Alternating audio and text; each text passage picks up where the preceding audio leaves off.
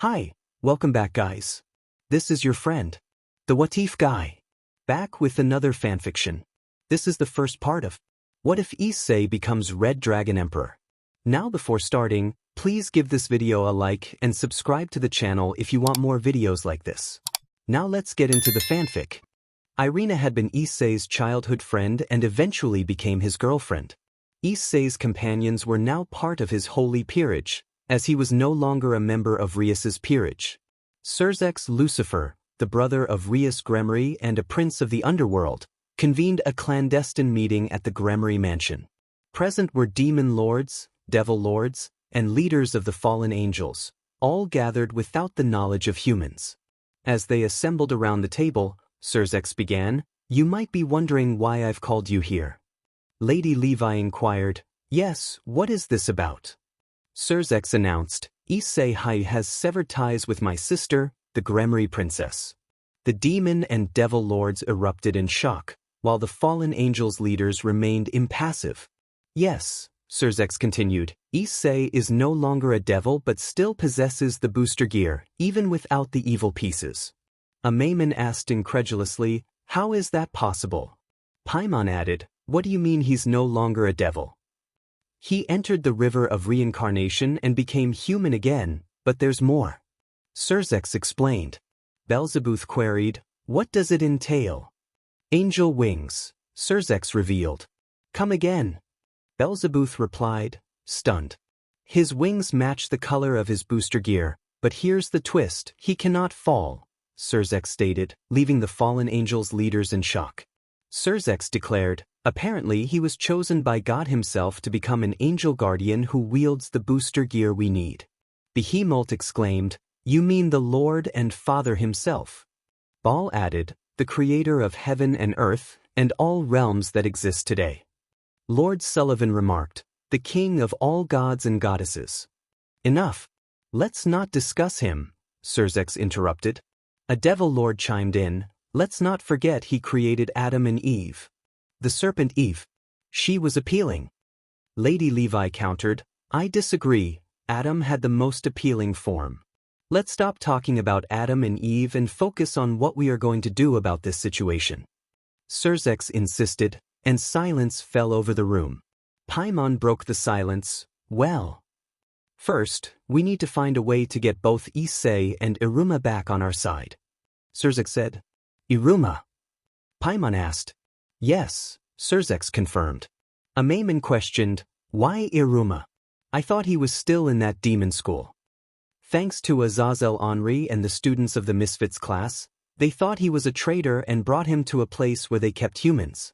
However, I heard he escaped from the underworld and entered the human realm, and Lord Sullivan did nothing. Surzex explained, looking at Lord Sullivan and Henri with frustration. Henri retorted, "That boy was a traitor." "What makes you think he was the traitor?" Surzex challenged. "Because I found out he is a human." Henri replied, "So we could have just killed him and turned him into a devil like Raynare did to Issei Hyoudou." Surzex exclaimed, leaving Henri dumbfounded. Lord Sullivan lamented, "Why didn't I think of that before?" "Anyway, do any of you have ideas?"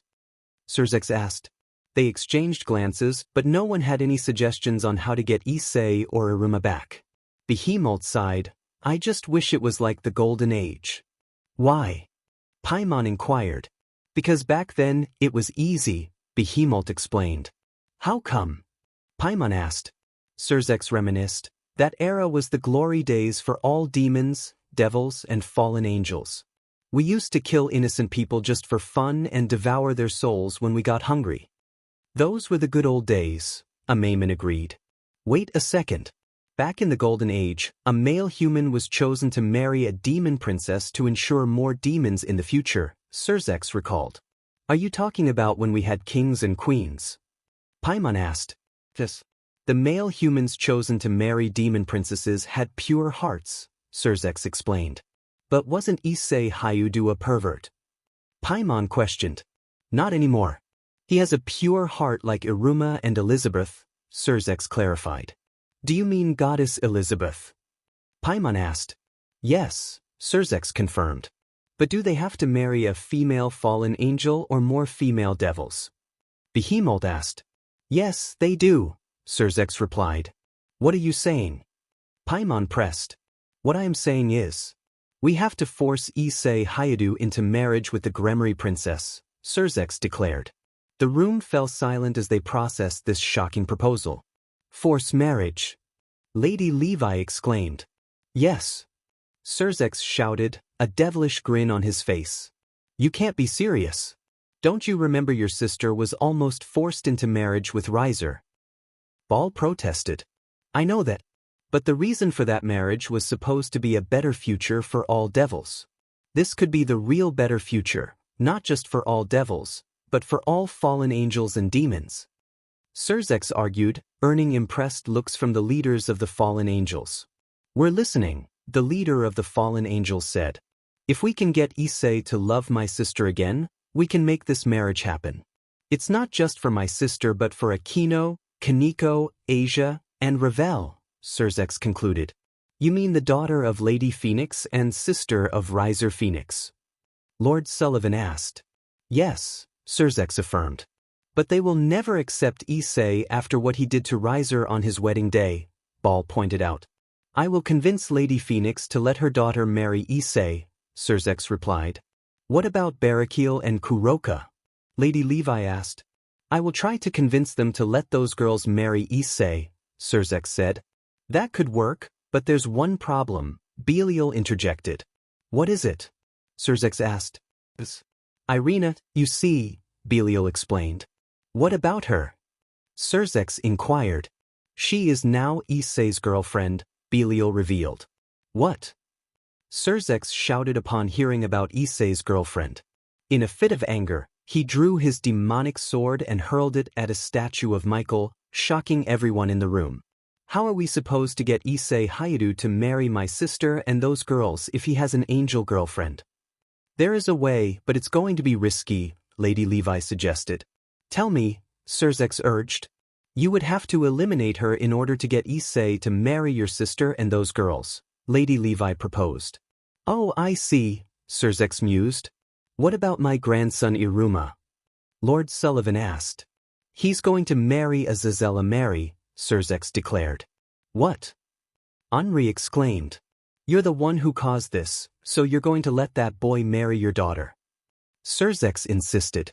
Henri pondered for a moment before conceding, all right, if it will make my daughter happy again. Good. Very good, Serzex concluded. To be continued. The next morning, Issei awoke, took a shower, and dressed for the day. He met his girlfriend, and together they headed to the church where his holy peerage gathered. It was Sunday, their regular church day. After the service, they decided to have lunch at Burger King. As Issei scanned the menu, he turned to his friends and asked what they wanted. Deku opted for a burger with fries, Murchru chose the same, and Akko ordered a chicken sandwich with extra fries. Shinra wanted a burger with nuggets and fries, while Iruma decided on a chicken salad. Gaul asked for nugget fries, Luffy chose a meat sandwich, Usagi wanted a sandwich with fries, and Simon ordered a fish sandwich with nugget fries. Percival requested chicken nuggets with extra fries and barbecue sauce, to which Shinra added his longing for barbecue sauce as well. Finally, Issei turned to Irina, asking, And my love, what do you want? Irina simply replied, I will just get a salad. Issei nodded, okay then. After placing their orders, they waited for the food to arrive. Issei's holy peerage devoured their meals with enthusiasm, while Issei and Irina enjoyed theirs at a leisurely pace. Once they finished eating, they returned to Issei's home. Later that night, in the ominous Infinity Castle, the Upper Moon demons convened to discuss a forced marriage. Hantengo asked for opinions, and Muzan recounted the previous night's meeting, reminiscing about their past when they freely killed innocents. Jotaro and Daki shared their nostalgia for those times. Gyako inquired about the meeting's purpose, and Muzan revealed it was about forcing Issei into marriage with the Gremry princess and others. Doma and Akaza expressed surprise at the forced marriages, and Muzan confirmed the details, listing the diverse species of the brides-to-be. Jotaro accurately identified each species, earning Muzan's approval. Doma questioned Issei's species, and Muzan explained Issei's transformation from devil to half-human, half-angel, chosen by the Lord to be an angel guardian. Daki expressed concern, and Muzan added that Irina was now Issei's girlfriend. Akaza found the relationship unusual, but Muzan noted that angels found it endearing. The upper moon demons were repulsed by the mention of angels. Akaza recalled an ancient practice where marrying a demon princess could lead to the replacement of demons. Muzan was alarmed, realizing that Issei's marriages could threaten their existence. Akaza suggested a drastic solution: eliminate Issei before the marriages. Daki protested, citing Issei's status as an angel guardian, but Jotaro insisted they must try. Muzan revealed a plan to resurrect Raynare and her fallen angels. The demons looked at Muzan with fear. Mantenga hesitated, but Muzan confirmed their intentions. Doma pointed out the ritual's difficulty, requiring rare ingredients. Muzan instructed them to obtain 4 crystal hearts filled with BLD magic. Meanwhile, Issei and his holy peerage watched action movies featuring All Might. Issei questioned Midoriya's choice of films, and Deku explained they were a gift from his mother. Merchra brought up Deku's betrayal by Class 1A, and Deku lamented All Might's disappointment. Usagi inquired why All Might hadn't reclaimed half of his quirk, and Deku speculated he forgot. Akko questioned All Might's integrity, and Deku admitted confusion over his lies. Iruma suggested Deku ask All Might directly, but Shinra doubted Deku's return to UA. Gaul agreed, noting Endeavor's harshness, and Luffy compared him to a marine captain. Simon criticized Death Arms, and Percival remarked on his deceptive smile. Shinra laughed at Percival's comment, and Irina advised moving on from the past. Deku asked how, and Irina suggested cherishing good memories with his mother. Deku agreed, and Issei expressed his love for Irina, who reciprocated. Back at the Infinity Castle, the Upper Moon demons prepared the ritual. Muzan instructed them to focus on the fallen angels. As they chanted forbidden words, the crystal hearts glowed in vibrant colors, and the room shook violently. Issei and his holy peerage felt the tremors and rushed outside. Across Japan, the earthquake puzzled pro-heroes, who were unprepared for such an event. Curiosity overcame Hantengu, prompting him to open his eyes and witness the glowing crystal hearts. Suddenly, 4 faces emerged, each appearing angry and baring sharp teeth. They screamed at Hantengu, terrifying him. Following their scream, the 4 crystal hearts exploded, leaving everything in silence. Daki wondered aloud if it had worked, and Muzan confirmed, pointing to the 4 fallen angels who were now looking back at them. Raynare, disoriented, asked where she was. Muzan welcomed her back. Meanwhile, Issei and his holy peerage felt the earthquake cease. Deku questioned the cause, and Issei admitted he didn't know. Merchra remarked that she thought Japan was free of earthquakes until the next tsunami. Issei speculated that it wasn't an earthquake. Usagi inquired about its nature, and Issei resolved that they would find out. At that moment, a boy with a box on his back ran toward them and stopped. He asked where he was, and Issei replied that he was in Japan. The boy, Tanjiro Kamado, expressed relief at having escaped. Deku asked what he was fleeing from, and Tanjiro answered, the Hashira. Merchra asked about the Hashira, and Shinra reacted with concern. Akko inquired who they were, and Gaul explained that they were leaders of the Demon Slayer Corps. Luffy recalled hearing about them, as did Iruma from his time in the underworld. Percival noted that some were dangerous, and Simon asked for names. Percival listed Sanemi, Hitsuji, and Tengen.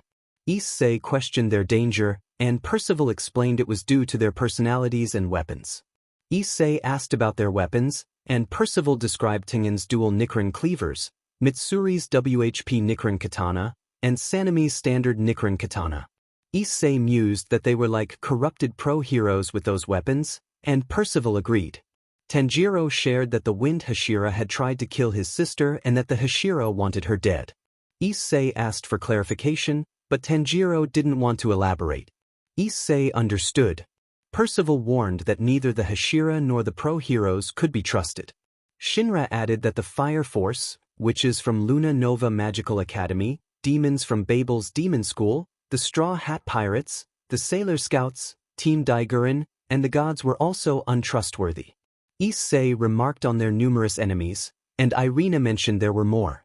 She explained that demons, devils, and fallen angels would pursue them after Issei severed ties with the Gremory princess. Issei dismissed the concern, stating he was with Irina now.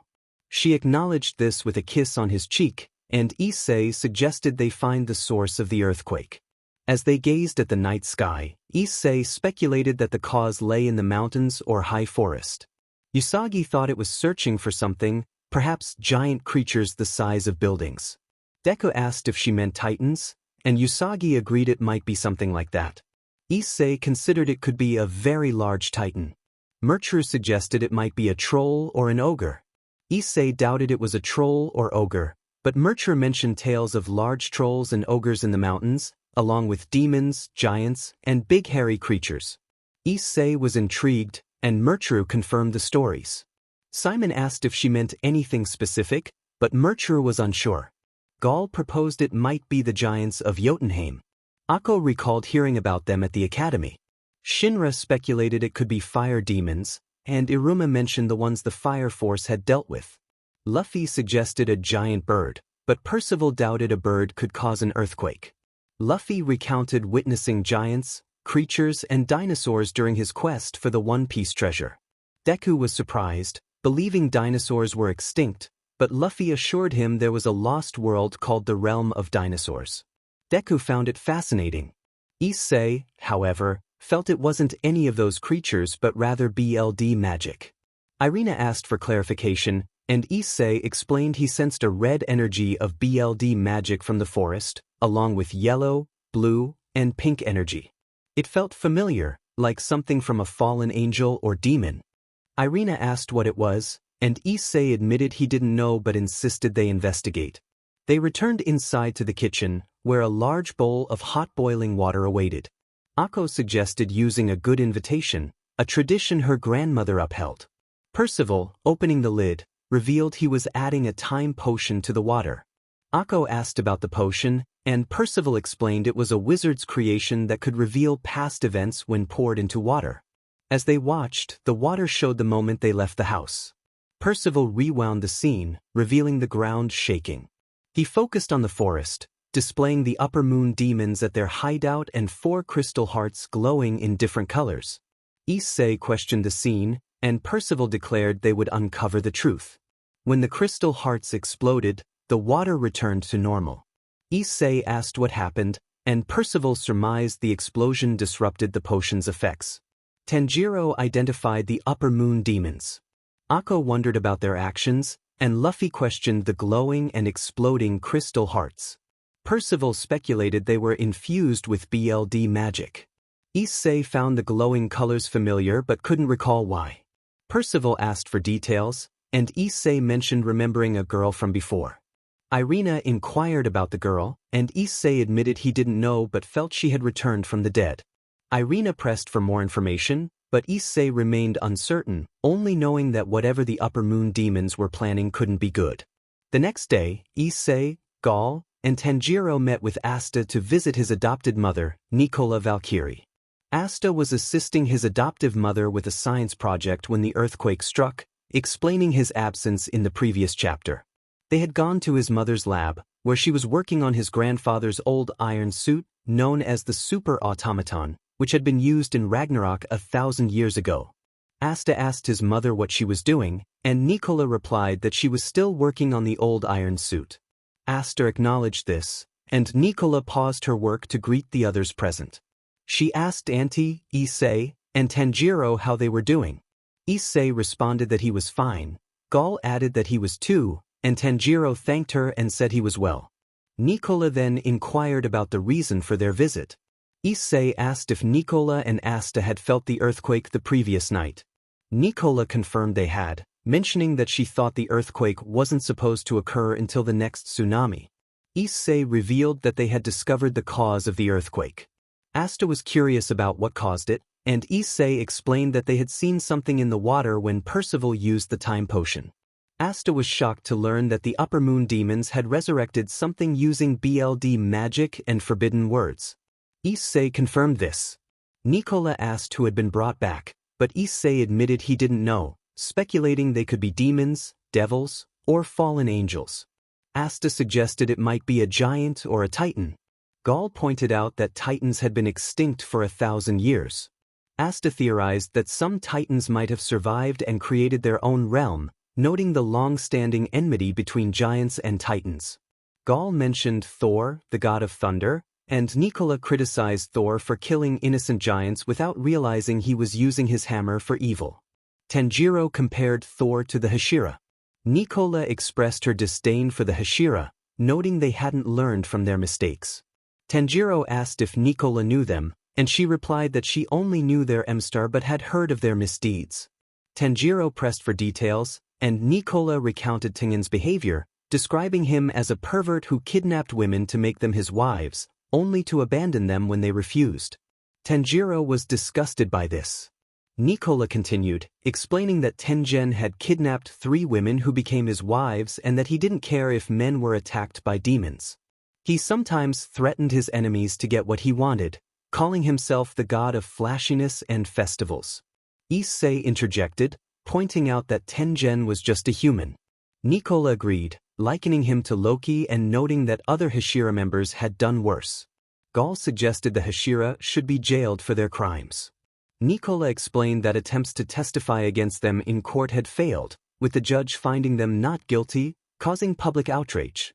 Gall was horrified, and Tanjiro revealed that he and his sister had almost become victims of the Hashira. Nicola expressed relief that Tanjiro and his sister had escaped. Gall asked how they had almost become victims, and Tanjiro explained that they were taken to the Hashira MSDR's home by 2 ninjas named Gotu. Nicola noted that the Insta always sent the Gotu to find victims. Tanjiro expressed gratitude for his sister's survival. Issei then shifted the conversation back to the 4 crystal hearts that had grown in different colors before exploding, asking Nicola if she knew what they were. Nicola explained that the crystal hearts were from the Crystal Palace, ruled by Queen Serenity, the goddess of the moon. Before her death, Queen Serenity had created the crystal hearts to sustain her people. Issei understood, and Nicola continued, explaining that the people of the Crystal Palace began to feel alive without the crystal hearts, so they decided to sell them to other countries.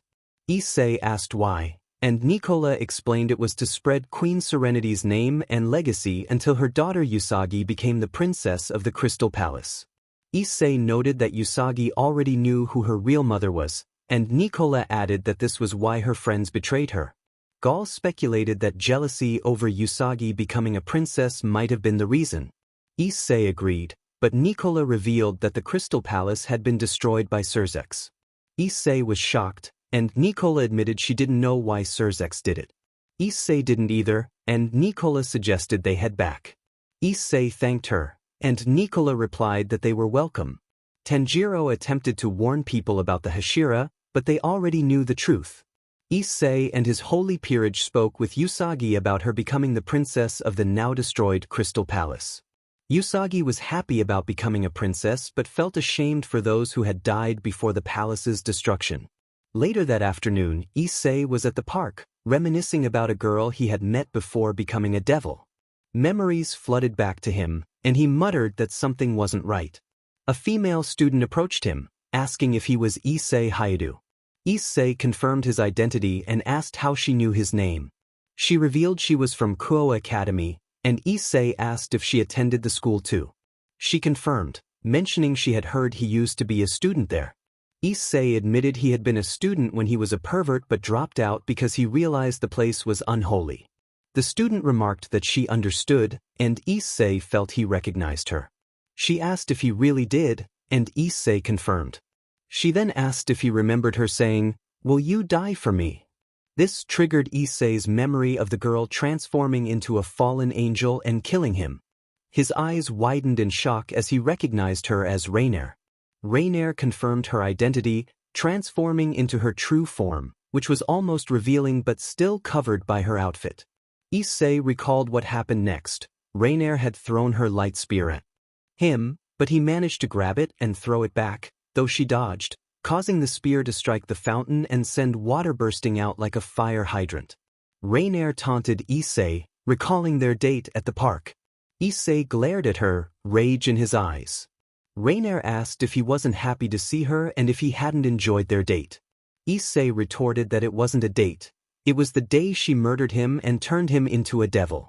Raynare remarked that he and the Gremory princess were never meant to be, and Issei agreed, admitting he had been consumed by lust in the past. Raynare teased that he was kind of cute when he was a pervert.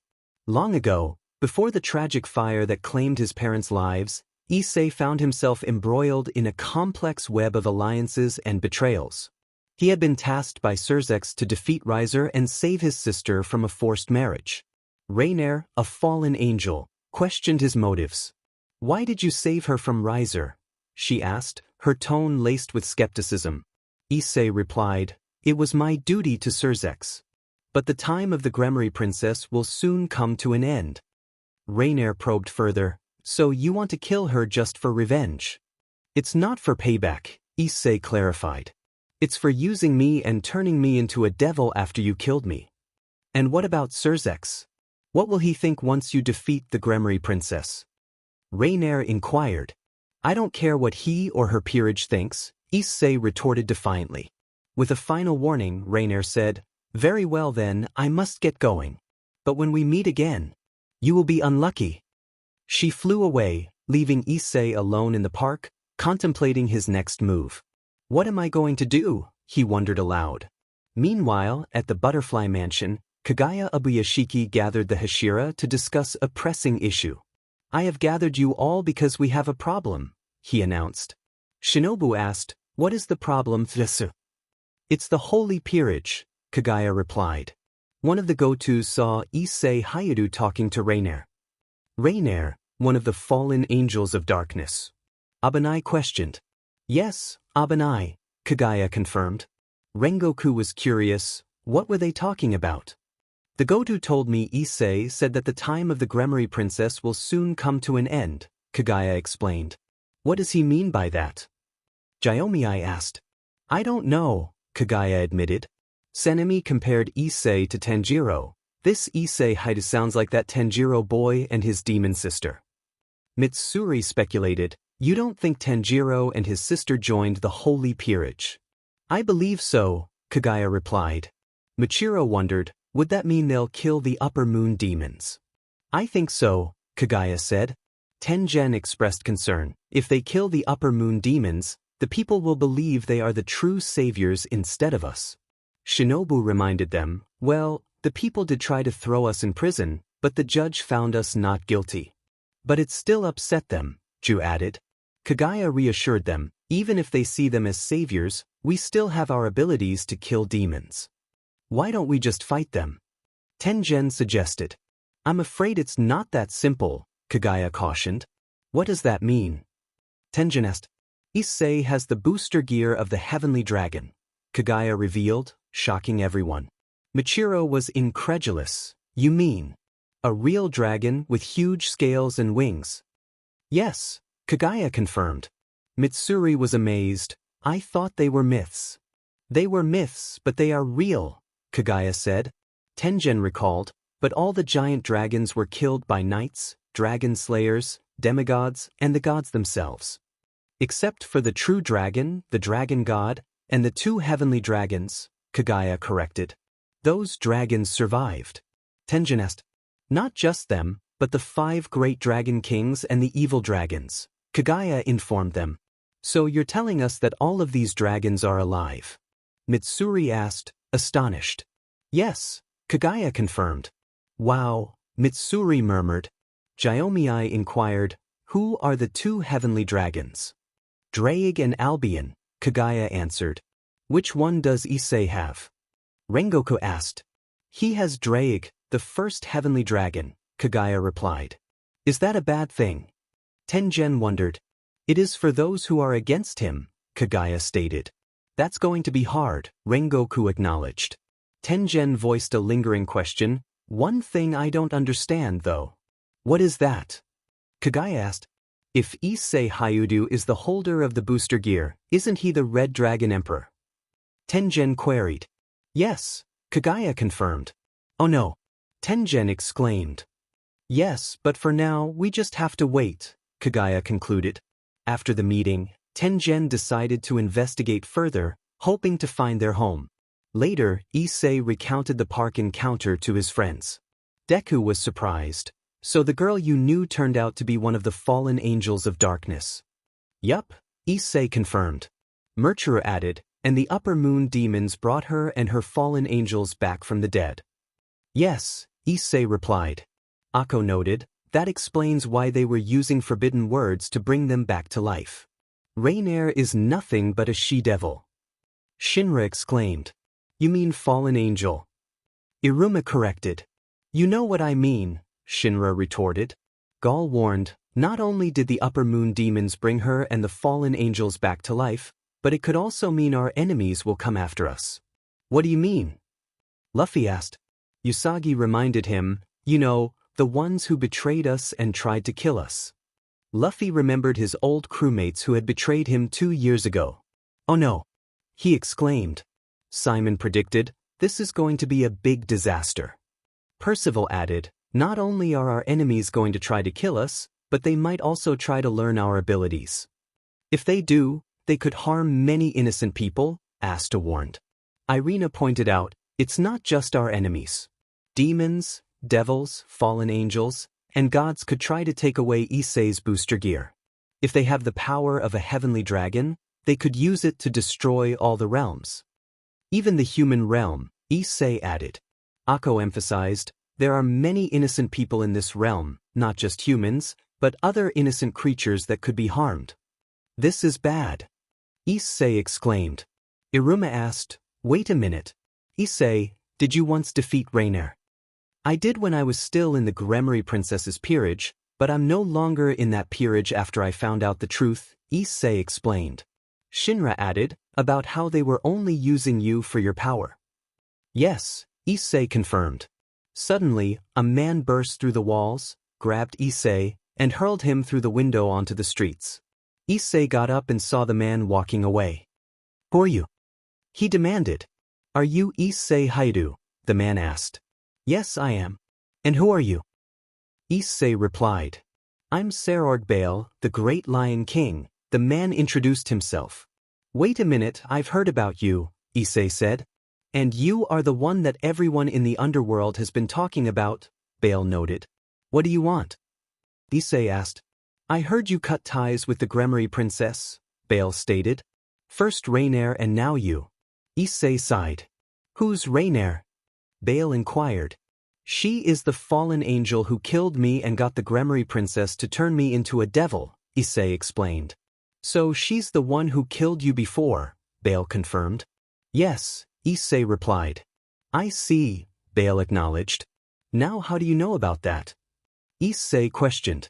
Because the Gremory Princess is my cousin. Bale revealed. Wait, what? Issei exclaimed. Did anyone tell you about that? Bale asked. No, she never mentioned you, Issei admitted. Of course she didn't. Just like the others. Bale said. What do you want from me? Issei asked. Nothing, Bale replied. Bale and Issei locked eyes for a moment before Bale broke the silence. He urged Issei to consider the circumstances. While Bale was occupied battling the archangels, Surzex had chosen Issei to rescue the Gremory Princess from Riser. Issei remained silent, unconvinced. Bale continued, recounting how, while Issei received his first kiss from the Gremory Princess, Bale was tasked with retrieving a golden apple to heal his cousin. These tasks, known as LBRs, included capturing the golden lion named Regulus, who later became part of Bale's Peerage, transforming into golden lion armor for battles. Yet, Surzex made Issei the princess's servant. Bale pointed out that Ddraig had chosen Issei to be the Red Dragon Emperor from Peerage, and now Issei was no longer a pervert or a devil, but a half-human, half-angel chosen by the Lord. Issei had made new friends among outcasts, had an angel girlfriend, and possessed the booster gear. However, Bale declared his intent to kill Issei and present his heart to the Gremory Princess as a gift, aiming to become the next Red Dragon Emperor himself. Issei questioned Bale's motives, asking if he sought approval from his uncle. Bale corrected him, stating it was not just his uncle but also his grandfather, Lucifer, the king of the underworld. Issei warned Baal that the devil was trying to control him and urged him to listen to the Lord instead. Baal dismissed Issei's plea, accusing him of trying to convert him. They exchanged another glance before Baal threatened to kill Issei on their next encounter, warning him and his friends of the danger. With that, Baal turned and leaped away. Merchuru, witnessing the exchange, asked what had just happened. Issei replied that they needed help. The following day, Issei and his holy peerage deliberated on where to seek assistance. Akko suggested asking Heracles for help, but Gaul reminded them that Heracles was busy battling a serpent with 7 heads. Issei, confused, recalled Heracles defeating a serpent with many heads, to which Gaul clarified the difference. Merchuru proposed seeking help from other demigods, but Gaul explained they were all occupied with dangerous quests assigned by the gods. Shinra mentioned they couldn't rely on the fire force due to their pursuit of him, which Iruma acknowledged. Luffy, distracted by hunger, asked for meat, and Usagi directed him to the fridge. Simon suggested the pro-heroes, but Percival reminded him they couldn't be trusted. Irina inquired about Nezuko, and Tanjiro explained she was struggling to control her anger after an incident with the Hashira. Asta noted her recurring anger, prompting Tanjiro to advise Nezuko to forget about the Hashira. Usagi expressed disbelief at being a demigod, which Shinra mocked, leading to a scuffle between them. Issei intervened, bumping their heads together to break up the fight, much to their dismay. Irina scolded them for acting like children, and Merchuru noted that Midoriya usually kept them in check. Akko realized Midoriya was missing. At that moment, Deku entered through a broken window, carrying a woman whom he gently placed on the couch. Issei asked what had happened and who she was. Irina identified her as Elizabeth, the Angel of Light. In this universe, a holy war had occurred, resulting in the destruction of the goddess clan by demons, sparking a conflict among various creatures. Elizabeth, unlike her counterparts, was not a goddess or one of the 4 archangels but an angel of light who aided humans and sought cures for diseases unleashed by Pandora, a scheme by Lucifer. Loved and protected by her fellow angels, Elizabeth was cherished as a sister figure. Meliodas was among her protectors, and their story would unfold in a later chapter. Issei, intrigued, asked Irina about Elizabeth's identity. Irina confirmed her name and status as an angel. Luffy mentioned having heard of her before, while Iruma, unfamiliar with real angels due to his upbringing in the underworld, expressed curiosity. His revelation about being sold to a demon by his parents shocked Issei and his peerage. Merchuru questioned why his parents would do such a thing, and Iruma explained that some humans, like the demon students he once considered friends, were capable of such actions. Elizabeth, now awake, acknowledged Iruma's story and apologized for his hardships. Iruma reassured her, noting that his parents were no longer on Earth and he had returned to his birthplace. Akko inquired about his parents' fate, and Iruma revealed they became demons after being killed by a mafia gang. Usagi remarked on the mafia gang's danger, surpassing even villains, while Shinra compared them to fire demons. Gaul corrected them, stating that Thor was more dangerous.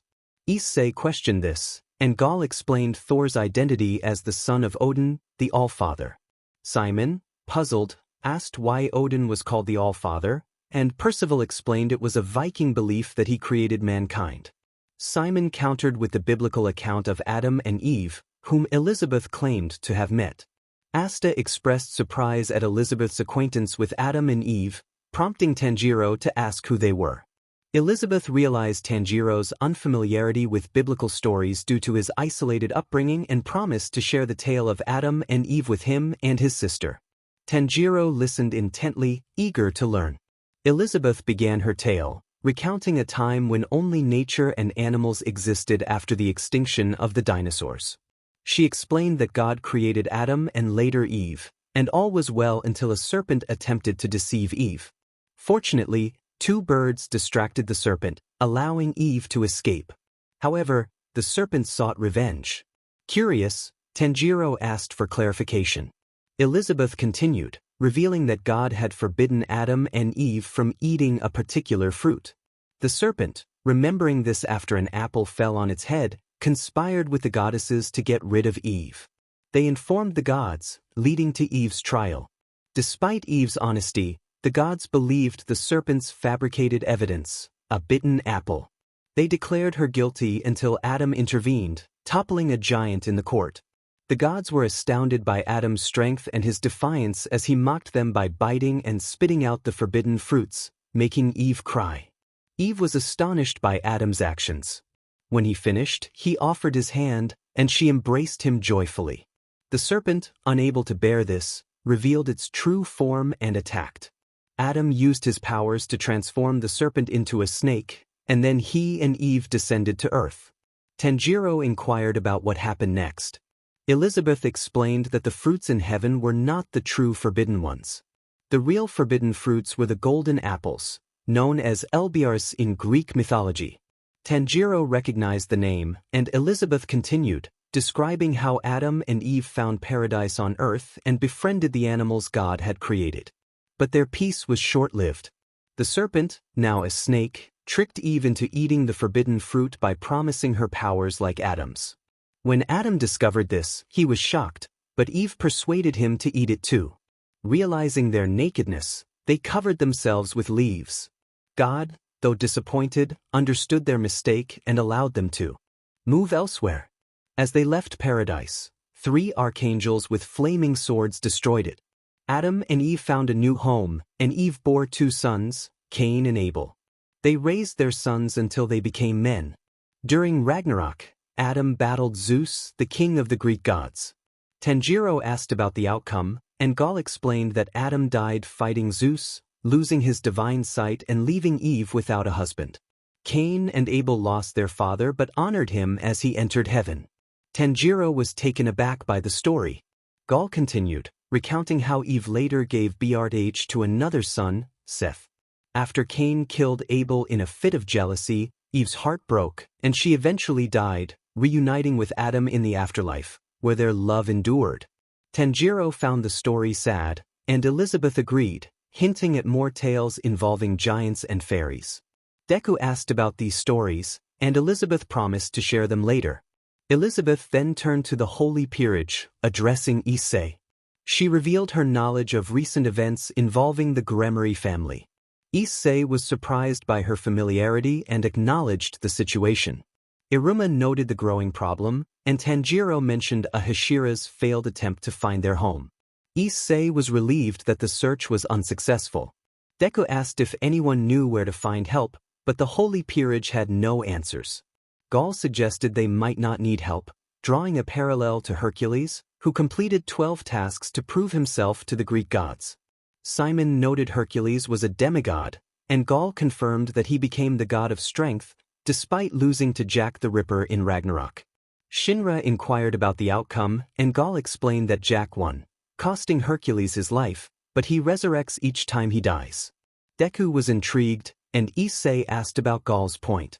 Gaul proposed they undertake tasks to grow stronger and embrace their abilities. Issei agreed, and Shinra wondered what tasks they should pursue.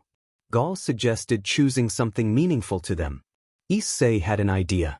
At a bull riding arena, a Mexican announcer excitedly declared that Issei Hyoudou was about to ride the most dangerous bull, Asesino, leaving the crowd in awe.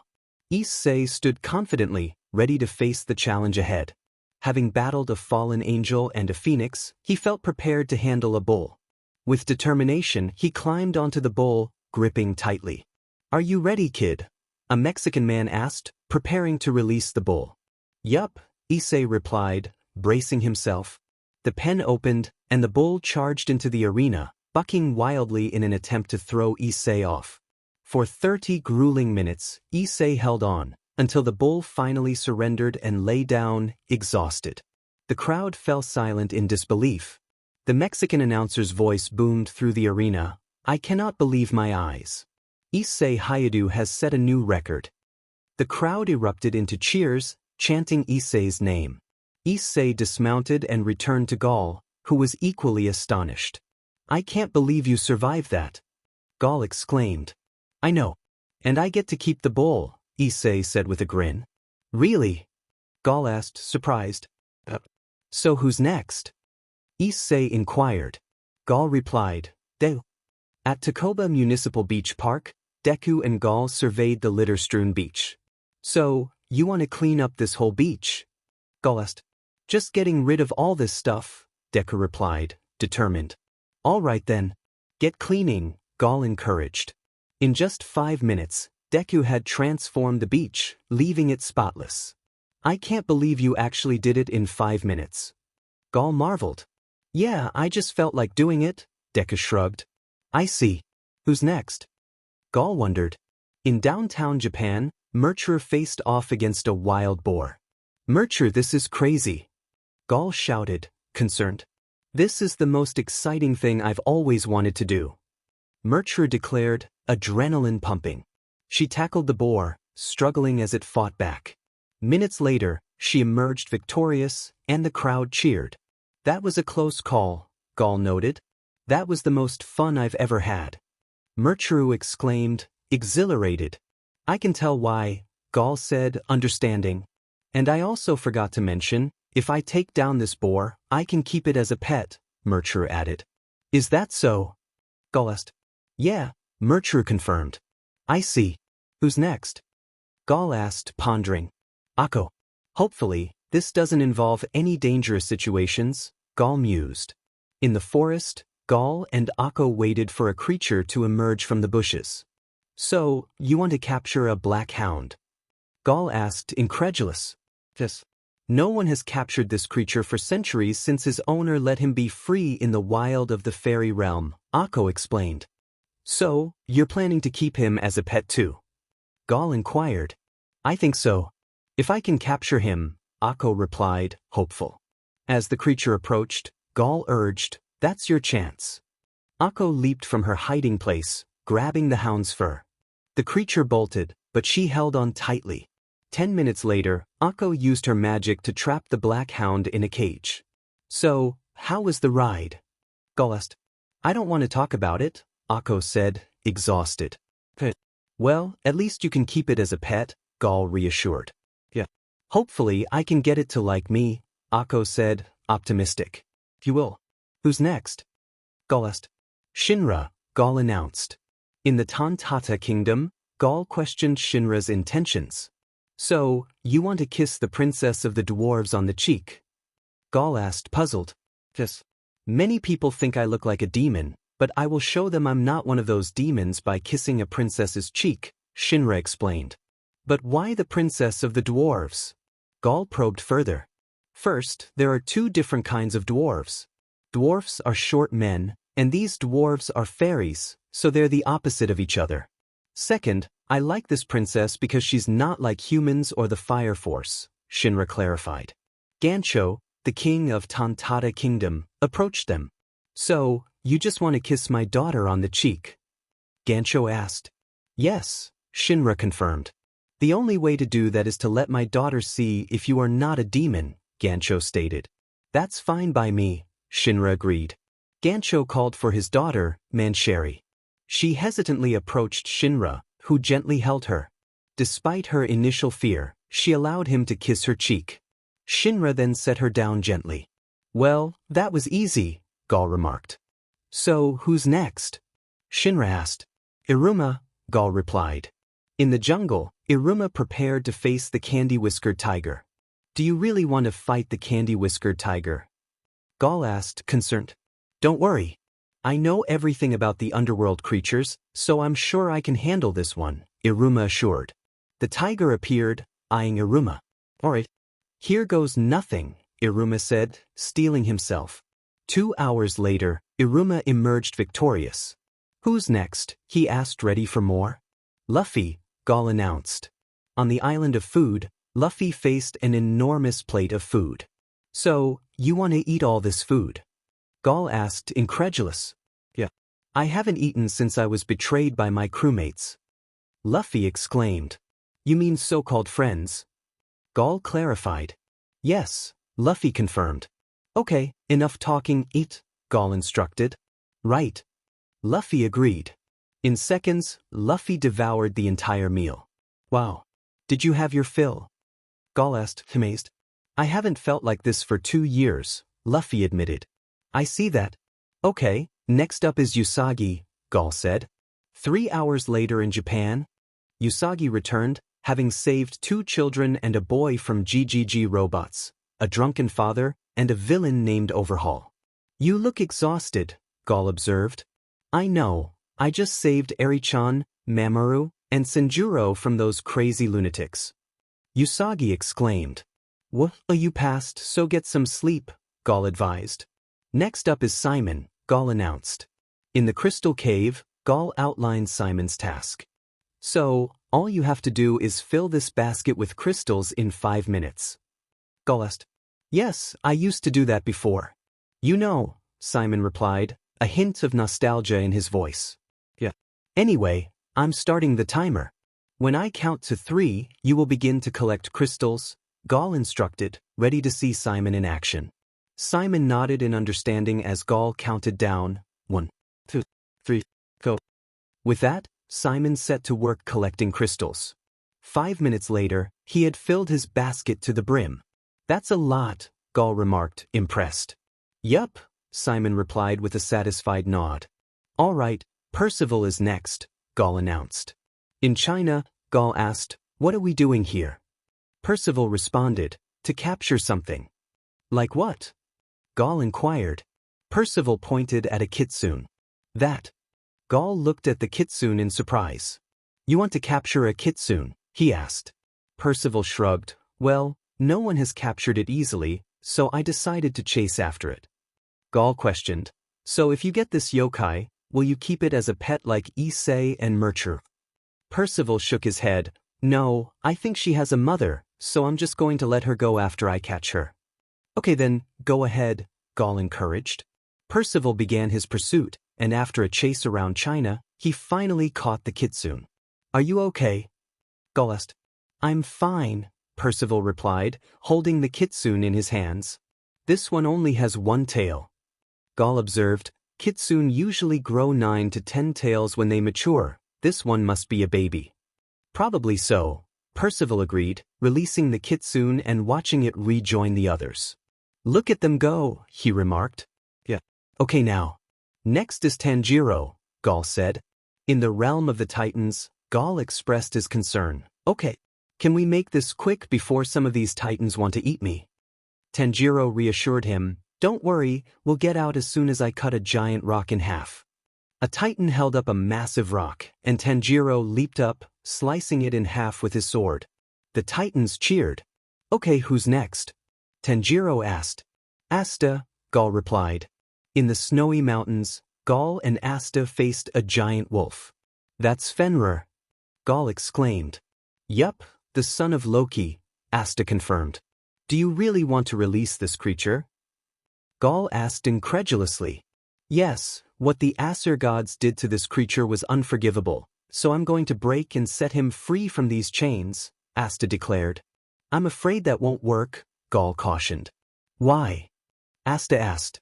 Because Odin ordered the dwarves to make sure these chains are indestructible, so no one, not even a god, could destroy them, Gal explained.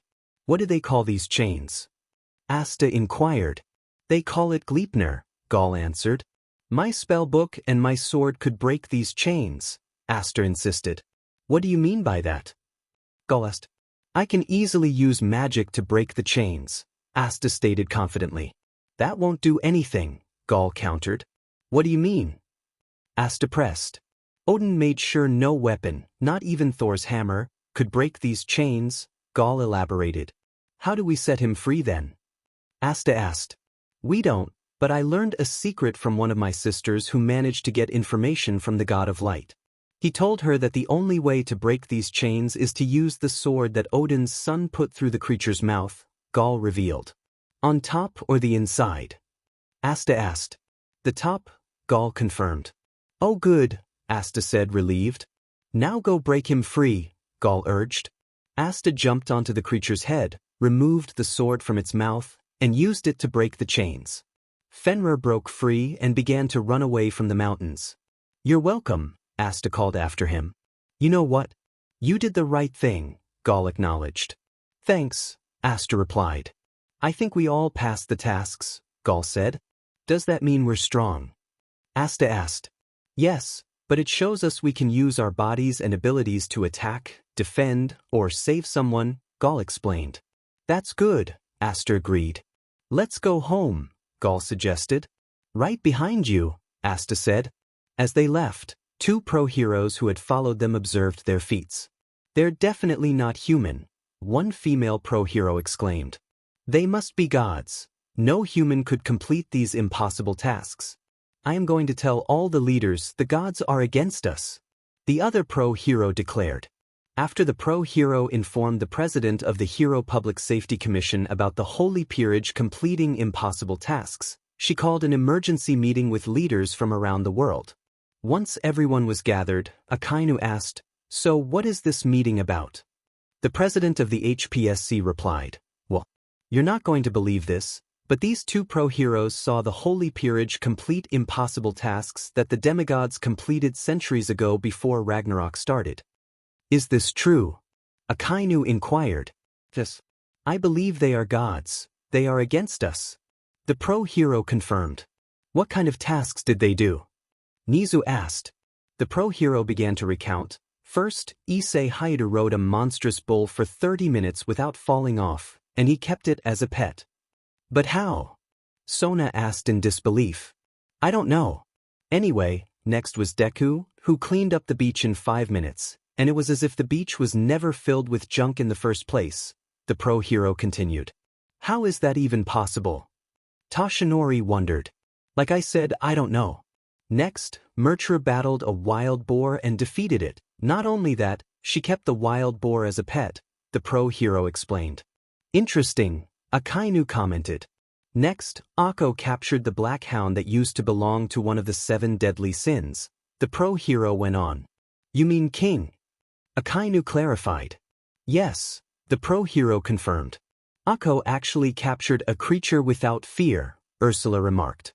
Next, Shinra kissed the princess of the Tantata on the cheek, the pro-hero reported. "Is that so?" Soichiro Haig asked. "Yes," the pro-hero affirmed. "I knew that boy was sometimes a little demon, but kissing a princess on the cheek is actually one of the good things he did," Soichiro commented. Next, Iruma defeated the candy-whiskered tiger, the pro-hero continued. "But how?" Akainu asked. "It was like an easy battle for him," the pro-hero replied. "I see. Keep going," Akainu urged. Anyway, next, Luffy ate the whole table filled with food without getting full, the pro-hero exclaimed. "Of course he did," Nami said knowingly. "Tell me about it," Akainu added. "That pirate could eat anything." Sanji agreed. "I know that, but he ate a lot of food and never once got fat," the pro-hero emphasized. The former members of the Straw Hat Pirates were shocked to hear that Luffy had never gotten fat like he usually did after a big meal. "Okay, next, Usagi saved 2 children and 1 boy from one of you guys," the pro-hero continued. Members of the Gutsy Galaxy Guard looked at him with tired faces, while the Sailor Scouts were shocked by the revelation. Next, Simon filled the basket with all the crystals in 5 minutes, the pro-hero reported. "Say what?" Kamina exclaimed. "He collected all those crystals in 5 minutes." Yoko asked incredulously. "Yup," the pro-hero confirmed. Next, Percival chased a baby kitsune around China and let her go back to her own kind, the pro-hero continued. "Good, we don't want another kitsune in our hands," Akainu commented. "Did he ever get tired?" Nizu asked. "None," the pro-hero replied. "Oh," Nizu said, surprised. Next, Tanjiro went to the realm of the Titans and cut a giant rock in half with his sword, the pro-hero recounted. "Is that right?" Kagaya asked. "Yes," the pro-hero confirmed. "I never knew he could do that," Kagaya admitted. Asta retrieved the sword from Fenrir's mouth and used it to break the chains, setting the creature free. The captains of the Clover Kingdom were taken aback by this unexpected turn of events. Julius admitted he never knew Asta had the power to free a creature, while the pro-hero emphasized the extraordinary nature of Asta's actions.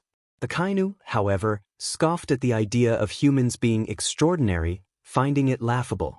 Kaiser Granvorka pointed out that no ordinary humans could accomplish such dangerous and seemingly impossible tasks, unlike Issei and his holy Peerage, who had neither died nor given up. Swan White agreed, acknowledging the peril involved. The pro-hero added that Gaul accompanied them on these tasks, along with Elizabeth and Irina, Issei's girlfriend. Their audience was stunned. Leo Shishio confirmed the identities of Elizabeth, the angel of light, Irina, an angel from heaven, and Gaul, the 13th Valkyrie. The pro-hero affirmed this.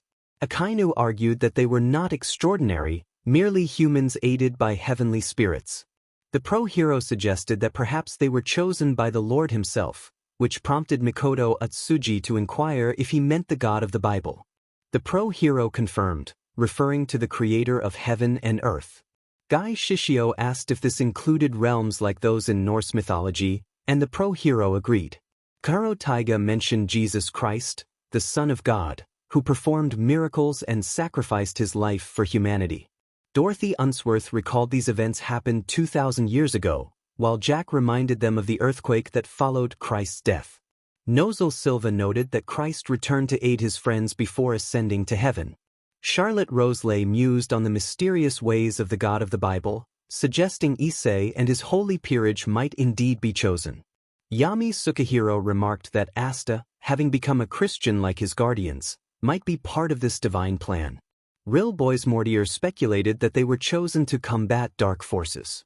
Nico Robin and Kyo warned against mentioning the Gremory family, especially the Gremory princess, with Miranda Holbrook adding Surzex to the list. Kagaya recalled that one of the Gotu had witnessed Issei talking to Raynare about the end of the Gremory princess's time. Akainu confirmed this, expressing relief that Issei Hyoudou had stopped the forced marriage, which could have unleashed chaos. Jiomi and King Triton echoed this sentiment, while Mitsuri commented on Riser's unpleasant nature, with Nami and Chopper agreeing. Usopp noted Luffy's change since becoming a Christian. Akainu, however, remained skeptical of Luffy's transformation, while Monkey D. Garp entertained the idea of turning Luffy into a marine soldier. Smoker redirected the conversation back to the extraordinary nature of the Holy Peerage, with Tashigi and William questioning how they could confirm their divine selection. Akainu proposed sending vice-captains and students from the Clover Kingdom, along with Marines and those with giant robots, to confront the Holy Peerage. Julius approved the plan, but Tashinori suggested caution regarding media coverage. Nizu and Akainu agreed to keep the operation discreet, though Guy Shishio expressed doubt about its success.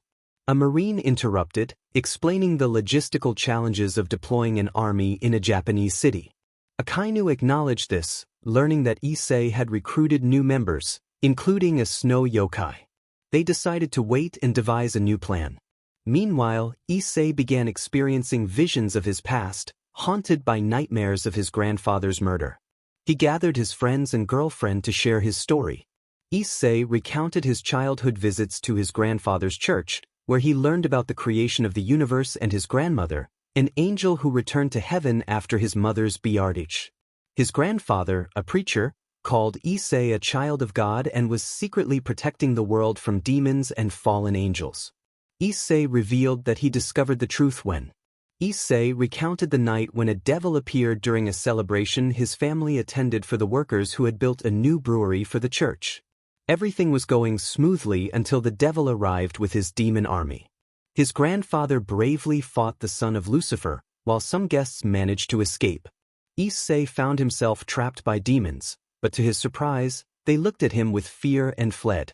Turning around, he saw Ddraig, the heavenly dragon, who vanished into a green glow on his hand.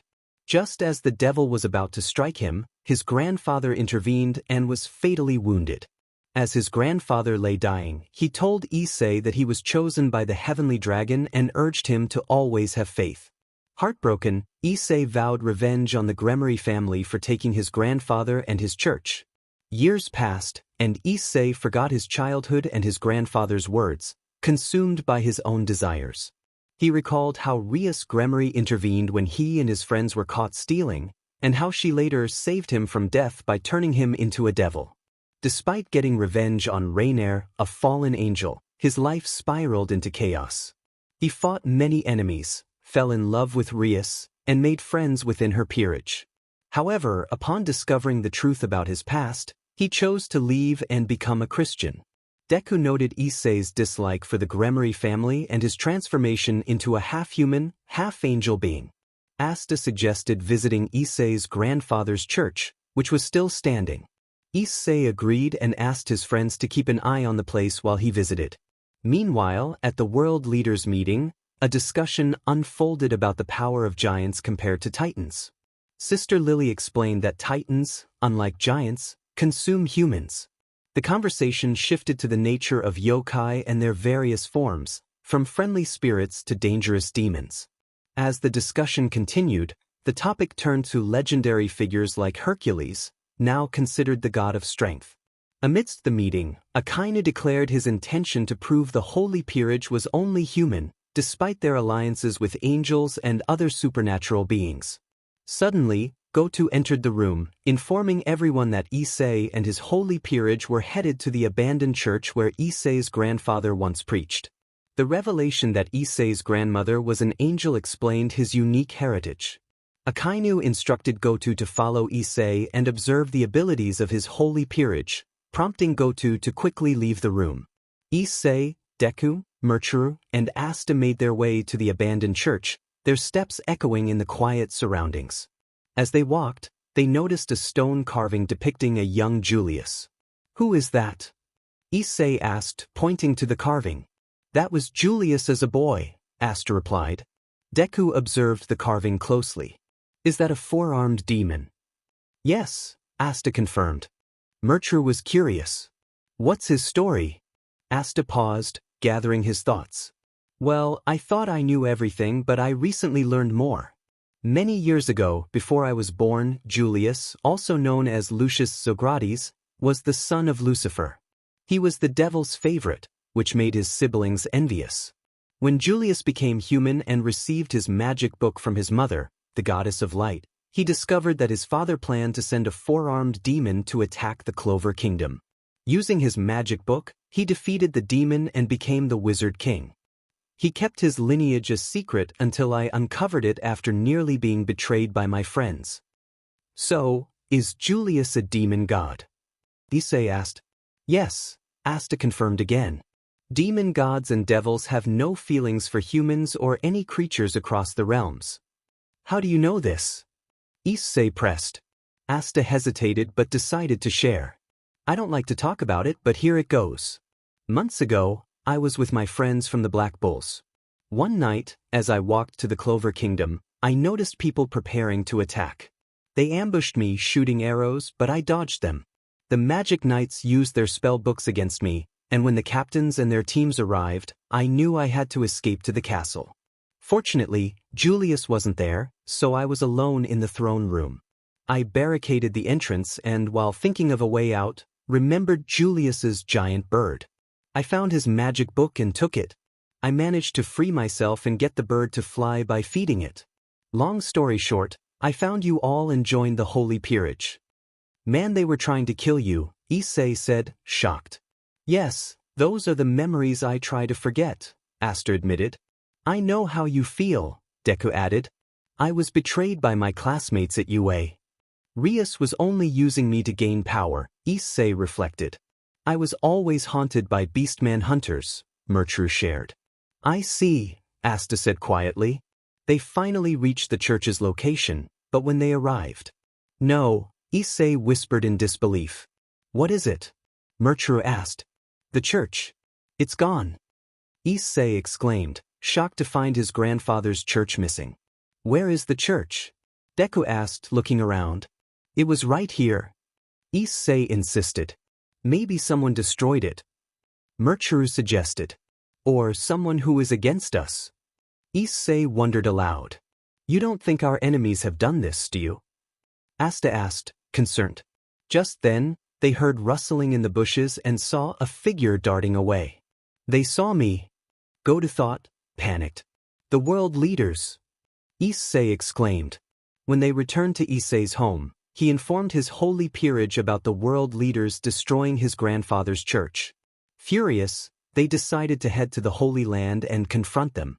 In the Holy Land, Go quickly informed the world leaders about being spotted by Issei and his Holy Peerage. Just as one of them was about to speak, they heard a commotion outside. A giant marine burst through the entrance and collapsed, unconscious.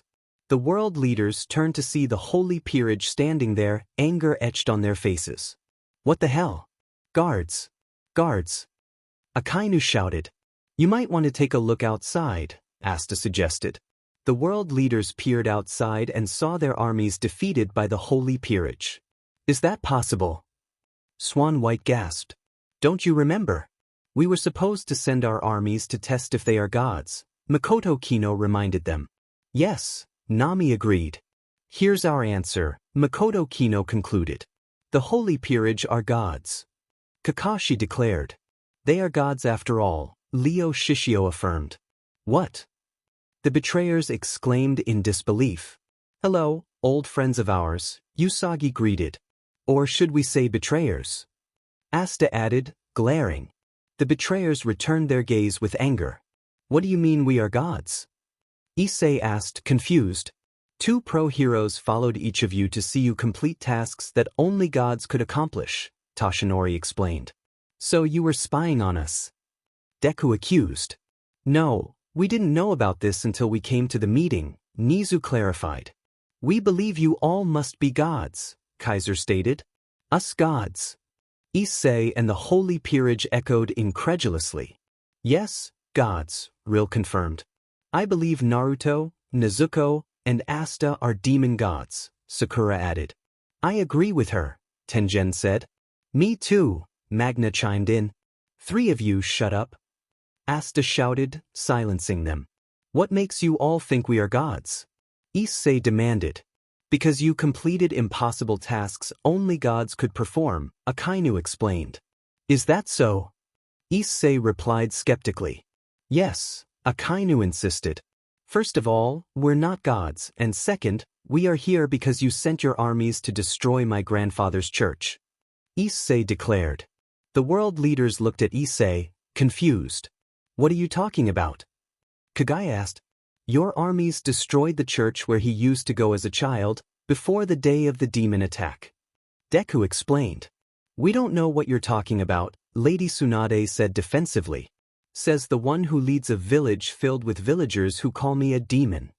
Naruto retorted. Don't talk to her like that. Sakura snapped. Says the one who always likes to beat me up and has a crush on my childhood bully. Naruto shot back. Calm down, Naruto, Issei urged. Enough, a voice commanded. They turned to see the 5 elders at the entrance. Who are they? Murchuru asked. They're the 5 elders, Luffy answered. The ones who defeated Joy Boy, Issei added. They don't look that strong, Usagi commented. They don't use their powers often, but they have powerful abilities, Shinra warned. What kind of abilities? Lupin inquired. Yeah, like he said, Hitomi Kasugi agreed. We don't know, Deku admitted. Whatever their abilities are, they could be dangerous, Percival cautioned. Like the enemies I made years ago, Simon reflected. They are the ones who killed the evil wizards and witches, Akko noted. They're also the ones who killed a demon god, Gaul added. You mean the one with 3 eyes? Tanjiro asked. Yes, Gaul confirmed. Oh, Tanjiro replied, understanding. Those creatures are terrifying, Iruma said. Tell me about it, Zenitsu agreed. I would take down a demon god right now. Inosuke boasted. Not helping. Reiko scolded. Can't both of you please stop fighting? Tadao pleaded. Can 2 of you ever get along? Goku asked. I would love to see you 2 get along, Elizabeth said hopefully. No. Inosuke and Reiko shouted in unison. Oh dear. Irina and Kinu sighed. Kenkichi sighed. Oh boy. Kichinoda addressed Issei. So you must be the leader of the holy peerage. Yes, I am, Issei confirmed. Kiichi Sanob remarked. It's fascinating to learn that regular humans can achieve tasks once thought possible only for gods. Issei replied, We've already told you, we are not gods. Tsubomi added, We are chosen by the Lord and Father himself. Masato Hirano asked, You mean the God of the Bible? Olivier affirmed, Yes, also known as the King of all gods and goddesses. Gon Freaks chimed in, and the creator of heaven and earth. Issei continued, he created all the realms, not just on Earth but on other planets in space. Nami questioned, you mean aliens? Luffy confirmed, yes, and there are also the precure goddesses and the star princesses. Akainu interjected, we already know that. Keiichi Sanobe asked, what do you all want? Issei stated, we want to make a deal. The world leaders looked at the holy peerage, shock evident on their faces. Kenichi Ogata inquired, what kind of deal do you want to make with us? Issei explained, starting today, I want you to rebuild my grandfather's church as it was. We also want you to free the creatures your armies have captured and stop sending your spies to us. Shinra added, and not to attack us. Issei asked for clarification, come again. Usagi reiterated, not to attack us. Issei added, oh, and don't let your armies attack us or try to kill us. Yasunori Masatani asked, is that it? Issei replied, not quite. We also want to recruit some of your members from the world leaders. The world leaders exclaimed in unison, what? Issei confirmed, you all heard me. Kichinoda asked, so if we do what you ask, will you and your holy peerage surrender? Issei replied, no, instead you will no longer use the celestial dragons. Akainu questioned, why not? Issei explained, Luffy has told me the horrible things they have done over the years. You might gain more supporters for the world government if you no longer use the celestial dragons. Yasunori Masatani admitted, well, we have been losing supporters of the world government ever since the incident involving the attempted kidnapping of Princess Shirahoshi. That celestial dragon and that giant almost kidnapped my daughter. King Triton shouted, slamming the table with his hands. The world leaders took a step back as they rose from their seats. Issei asked, so do we have a deal?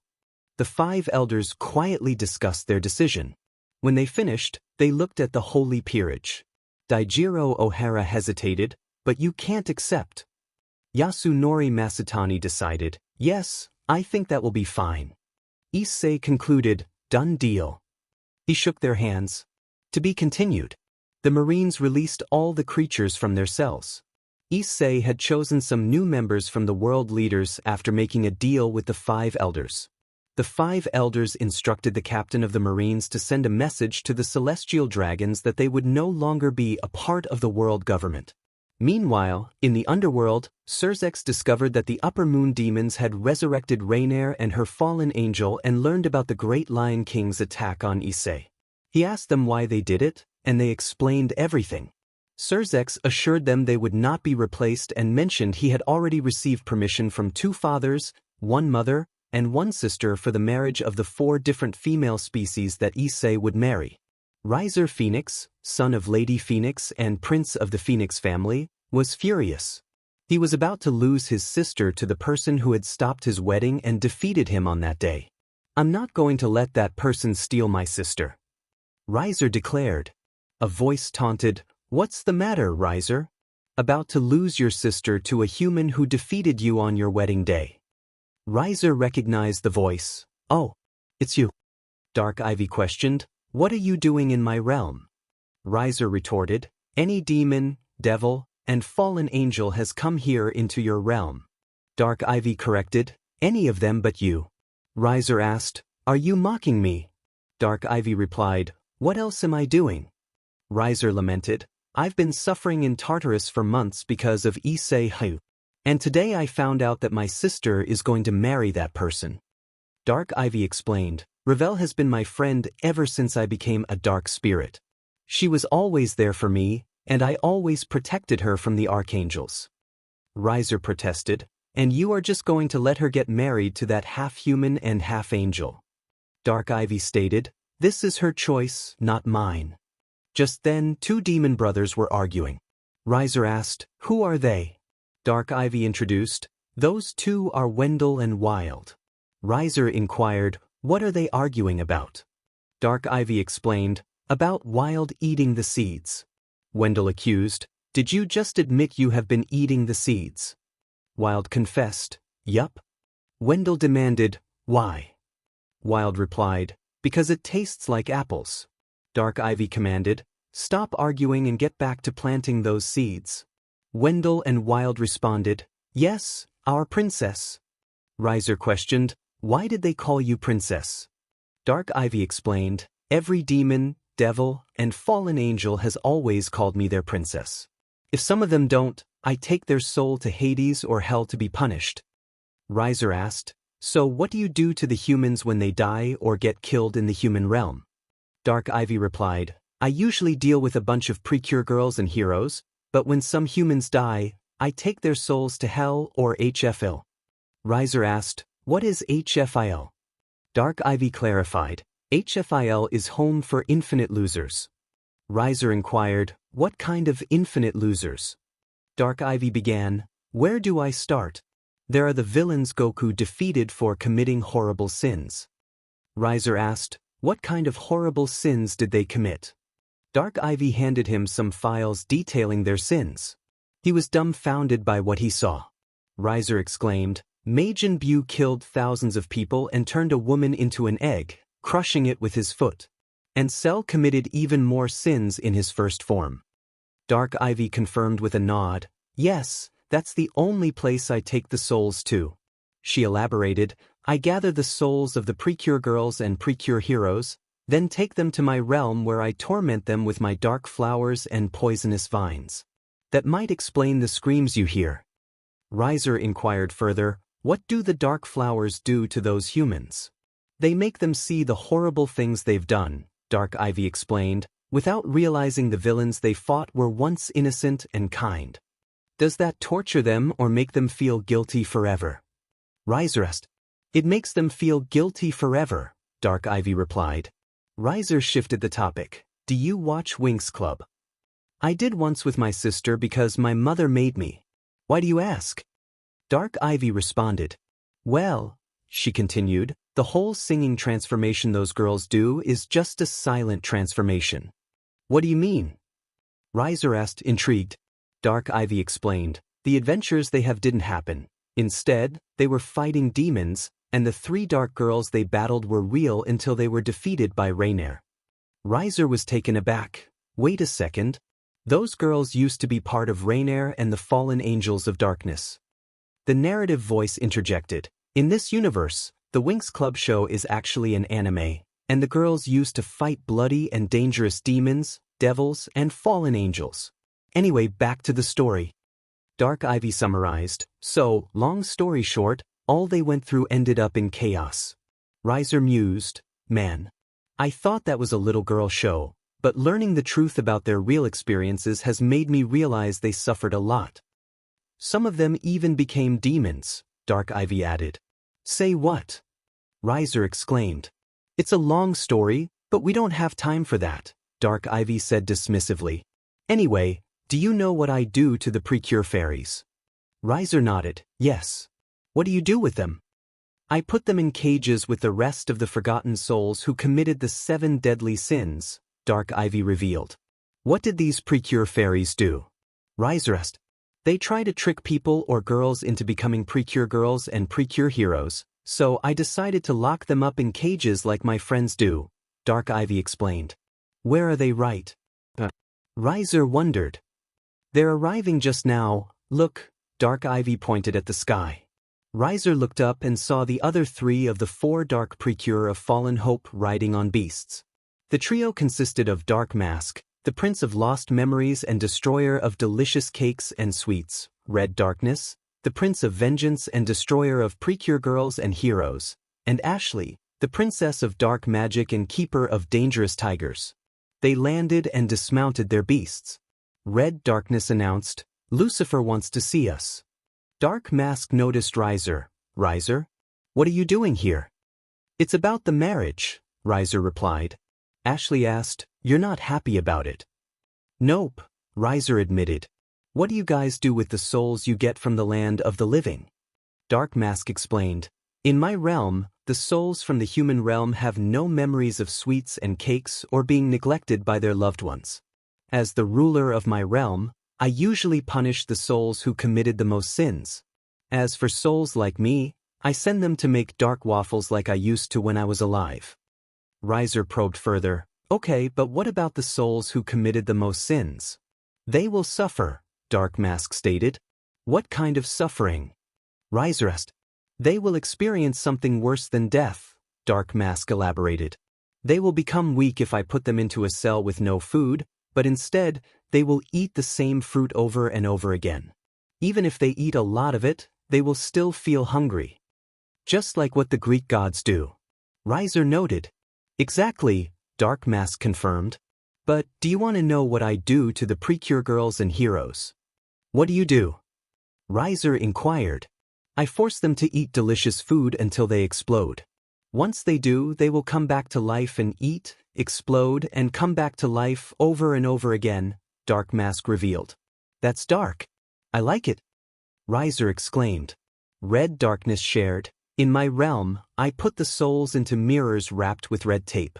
They will suffer with shame and anger in their hearts, forever asleep to forget about their lives when they were alive. As for the souls who want revenge, I help them by turning them into serks to become my minions. As for the Precure girls and heroes, I will put them in a cell filled with beasts to be eaten alive. That's a very good way to get more minions, and that's more interesting, Rias commented. Ashley added, in my realm, the souls I collect could be humans, giants, fairies, and mermaids. If they have been through a lot, I will show them how to make dark magic. As for the Precure girls and heroes, I will put them into my jungle filled with dangerous tigers to be eaten. Just like Red Darkness, Rias noted. Exactly, Ashley confirmed. Can I come with you guys to see Lucifer? Rias asked. Sure, why not? Dark Ivy replied. But if you complain, we will feed you to the alligators. Okay. Rias agreed. They mounted their beasts and set off to see Lucifer. To be continued. Rias and the 4 dark Precure of Fallen Hope arrived at the Devil's Palace. Inside, they saw the teacher and his students from the abnormal class, along with the 3 greats and other beings from the underworld. A figure emerged, introducing himself as the king of the underworld. Lucifer addressed the gathering. You might be wondering why I summoned all of you here today. We have a problem. Dark Ivy asked. Is it about the holy peerage? Yes, Lucifer confirmed. They freed all the creatures by making a deal with the 5 elders. Why? Red Darkness questioned. To rebuild the church that my son destroyed, Lucifer explained. Dark Mask inquired, does Issei know about this? No, he thinks it's the world leaders, so my sons are in the clear, Lucifer assured. Ashley remarked, that's good. Indeed, Lucifer agreed. My grandson Surzex received the blessings to marry Issei Hyoudou, so that matter is settled. Red Darkness asked, what about Iruma? Lucifer pointed at the teacher and his students, as well as the 3 great demons. What do you think they are here for? Rias addressed Lord Sullivan. Lord Sullivan. What brings you here? Let me guess, you're ashamed of your grandson escaping to the land of the living. Lord Sullivan remained silent. Lady Levi interjected, do not start. Lord Belial stated, we are here to discuss the situation of the 2 moons. What about it? Rias asked. Lord Belial pointed at the sky, where they saw the little blue moon cracking. So the little blue moon is cracking. What's the problem with that? Rias questioned. Lord Sullivan explained, the red moon is connected to Azazel, and that blue moon is connected to Iruma. So what does that mean? Rias asked, seeking clarity. Dark Ivy had been observing the sky with concern. Ever since Iruma ventured into the human realm, the blue moon has been cracking more each day, she remarked. Rias, seemingly indifferent, asked, so? Lord Sullivan explained, each time the blue moon cracks, every demon, devil, and fallen angel begins to lose their strength. Is that right? Rias responded, still unfazed. Lady Levi confirmed with a simple, yes. Lucifer, with a hint of gratitude, added, that's why I thank my grandson for advising my son to allow his daughter to marry Iruma. But what if he refuses? Rias questioned. Lucifer's tone turned firm. Then we will make him comply. For now, I'm sending the 4 dark Precure of Fallen Hope to destroy the Precure realms. Dark Ivy inquired eagerly, is it time? Yes, it's time, Lucifer affirmed. Somewhere in the ocean, a mermaid swam away from her home, tears streaming down her face. Meanwhile, at the surface of Japan, Deku, Tsubomi, Olivier, Luffy, and Goku made their way to the docks. Issei Hyoudou needed fish for dinner, and they held their fishing lines, waiting patiently for a bite. Boy, does fishing feel great, Luffy exclaimed. Yeah, I haven't been fishing for a while, Goku agreed. Deku, slightly apprehensive, asked, Are you sure night fishing is safe? Yeah, Luffy assured him. I've done this before I was betrayed by my crewmates. Olivier asked, Do we just wait until something bites the hook? Yup, Tsubomi replied. Yes, we definitely need to wait, Deku confirmed. Luffy added, There are a lot of dangerous fish out there. Believe me, I know. Like sea monsters? Deku asked. Yes, Luffy replied. But sea monsters are far away in the deepest depths of the ocean, Deku reasoned. I've handled pirates, marines, the world government, and sea monsters, Luffy stated confidently. Oh, Deku responded impressed. Back with the mermaid princess, she swam toward Japan, sensing something behind her. Turning her head, she saw a sea monster pursuing her. She swam faster, trying to reach the docks. Deku and the others were still waiting for a bite when they noticed something emerging from the ocean. The sea monster surfaced and devoured one of the boats. Is that? Deku exclaimed. It's the Lord of the Coast, Luffy confirmed. With swift action, Luffy used his abilities to punch the sea monster, defeating it instantly. The lifeless creature washed ashore, shocking everyone who witnessed a human defeating a sea monster. What the heck? Deku exclaimed. At least we don't have to worry about waiting for fish, Goku noted. Just then, Deku saw something else emerging from the water. What now? Goku asked. I don't know, but I hope it's not something big, Deku replied. When the figure emerged, they saw a mermaid looking at them. What are you? Deku asked. I'm a mermaid, she replied. A mermaid? Deku repeated in awe. A real mermaid.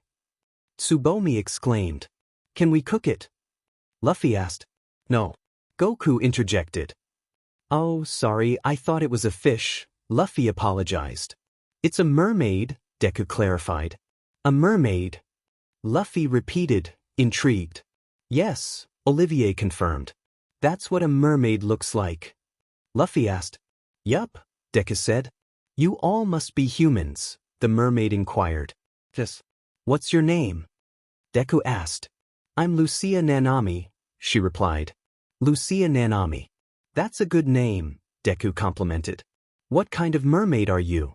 Goku asked. I am one of the 7 mermaid princesses, Lucia revealed. They looked at her in surprise. Say what? Deku exclaimed. She is one of the 7 mermaid princesses, Luffy repeated. Really? Deku asked. Yes, Lucia confirmed. Oh, I see, Deku said, understanding. Where are you all going? Lucia asked. We're heading back to Issei's home with this giant sea monster that Luffy just killed, Deku explained. Can I go with you? Lucia asked. Yes, but would you die without being in water? Deku asked. I can easily become human, but I need somewhere to transform without anyone noticing, Lucia explained. We have that covered, Deku assured her. Goku wrapped her in blankets, and they headed back to Issei's home. Upon arrival, Luffy placed the giant sea monster in the backyard. Issei and the Holy Peerage were shocked to see the enormous creature. They introduced Lucia, one of the 7 mermaid princesses, and were amazed to meet her. Issei welcomed her as part of the Holy Peerage and a friend, which made her happy. The Holy Peerage helped Issei cook the giant sea monster, which provided plenty of meat. After they finished cooking, they enjoyed a hearty meal, but there was still a lot of meat left. Issei sat outside, contemplating what to do the next day while waiting for his grandfather's church to be rebuilt, a process that would take 2 weeks. Noticing it was late, he saw the others preparing for bed. Issei went to his room, climbed into bed, and fell asleep. Sometime later, on the streets of Japan, a UA student named Bakugo was walking, slightly inebriated, trying to return to the dorms before getting into trouble for drinking again. He stumbled into a dark alley and stopped when he heard someone say, "Hey you." Turning around, he saw a teenage girl with purple hair and green eyes, dressed in a biker-style outfit in shades of purple, green, and dark pink. "Who the hell are you?" Bakugo demanded. "Hell is where I just came from," the girl replied. "Are you a vigilante or a villain?" Bakugo questioned. "I'm neither of those things," she answered. "Then who are you?" Bakugo pressed. "I'm Mal," she introduced herself. "Mal? What kind of name is that for a villain like you?" Bakugo scoffed. "You shouldn't call me a villain or a demon," Mal warned. "Why?" Bakugo asked. "Because it's not one of my species," Mal explained. "What is your species?" Bakugo inquired. "Have you ever seen a dragon?" Mal asked. "No, I thought they were myths." Bakugo admitted. "Oh, you will see that dragons were myths and they were real. You'll see what happens if you mess with a dragon," Mal declared. Her eyes began to glow green, and an evil smirk spread across her face as her teeth transformed into dragon-like fangs. Bakugo's expression shifted to one of fear as he witnessed her transformation. She then unleashed a torrent of green flames toward him. "Oh no!" Bakugo screamed. In an unusual turn of events, Bakugo was consumed by the flames, leaving only ashes behind, and the walls of the alley were covered in black soot. Bakugo awoke in the same dark alley where he had been killed. When he reached for his bottle of beer, it passed right through him. Bakugo was taken aback. "What the hell?" he exclaimed, bewildered by the sudden appearance of a stranger. "Hello," the figure replied calmly. "Who the hell are you?" Bakugo demanded. The stranger smiled enigmatically. "Oh, I have many names. Which one do you use in the present?" Bakugo asked, growing impatient. "Death is as good as any," the figure replied. Bakugo's eyes widened in realization. "Death? Oh, I see, so I'm—" "Yes," Death confirmed. "How did I die?" Bakugo inquired, trying to piece together the events leading to this moment. "You were killed by Mal," Death explained. "Mal? You mean that girl who turned into a dragon?" Bakugo asked, recalling the formidable opponent. "Yes. She likes to kill people like you," Death said matter-of-factly. "How many people has she killed?" Bakugo pressed, curious about the extent of her wrath. "A lot. Ever since she went into the underworld," Death replied. "What was her sin?" Bakugo questioned, trying to understand Mal's motivations. "She killed the son of Beauty and the Beast," Death revealed. "Anything else?" Bakugo asked, sensing there was more to the story. "She destroyed the island of the Lost and the United States of Oridon," Death added. "How did she destroy them?" Bakugo asked, horrified by the scale of destruction. "It was a bloody massacre, with thousands of lives lost," Death said grimly. "Oh, I see," Bakugo murmured, absorbing the gravity of the situation. "So what happened after she destroyed those places?" he asked. "She became the leader of her own demon gang called the Demons of Fear," Death explained. "The Demons of Fear?" Bakugo repeated, intrigued. "They are a dangerous and terrifying group that could scare the living daylights out of humans like you," Death elaborated. "Why did Mal kill me?" Bakugo asked, still puzzled by his own demise. "As I said, she kills people like you," Death reiterated. "I see that. But why did she kill those people in Oridon and the Island of the Lost?" Bakugo pressed further. "She had bad encounters with the daughter of Sleeping Beauty. They say she got her revenge by eliminating the fairy godmother and the rest of Oridon and the Island of the Lost," Death explained. "Can someone defeat her?" Bakugo asked, wondering if there was hope against such a powerful foe. "Nope. No human or other species could defeat her, not even the wizards or witches," Death replied. "DMN. She's like the most powerful creature in the underworld." Bakugo exclaimed. "She is. She even makes the Gremory Princess and the Vampire Princess jealous," Death confirmed. "Is that right?" Bakugo asked, astonished. "Yes," Death said. "So where do I go now? Do I go to heaven?" Bakugo asked, hopeful for a peaceful afterlife. "I'm afraid not," Death replied. "What do you mean?" Bakugo asked, his hope fading. The angels looked at your sins and were disgusted, Death explained. Okay, so I may have killed some villains and yelled at some people, but... Bakugo began to protest. Death interrupted. They were also disgusted by the way you treated others, especially how you treated Midoriya. Because that nerd is weak. Bakugo retorted defensively. But he trusted you at first when he met you. You destroyed his trust by bullying him and treated people badly when they tried to stop you from using your quirk. Your explosion quirk is one of the most dangerous abilities any human could have, even more dangerous than Surzex himself, Death pointed out. But I still want to be a hero. Bakugo insisted. For what? Just to be a corrupted hero so you can harm others as you want? Or do you just want to make Midoriya's life a living hell by lying to everyone about him being a traitor of UA? Death challenged.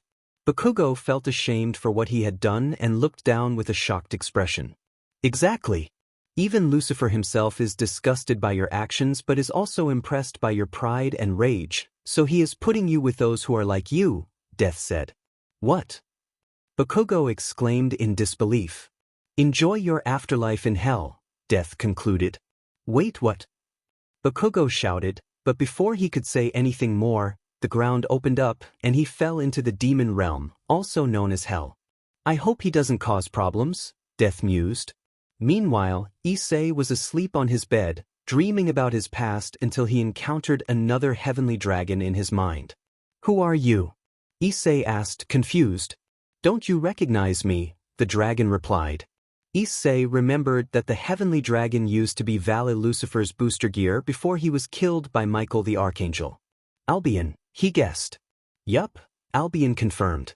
What are you doing in my mind? Issei asked. I'm actually here to tell you that you are the new user of the booster gear, Albion explained. You mean the second booster gear? Issei clarified. Yes, Albion replied. What about Ddraig? Does he know? Issei asked. Yes, we have settled our differences and realized you need more power to stop Rias, Surzex, and the Gremory family, Albion said. But what about my friends and my girlfriend?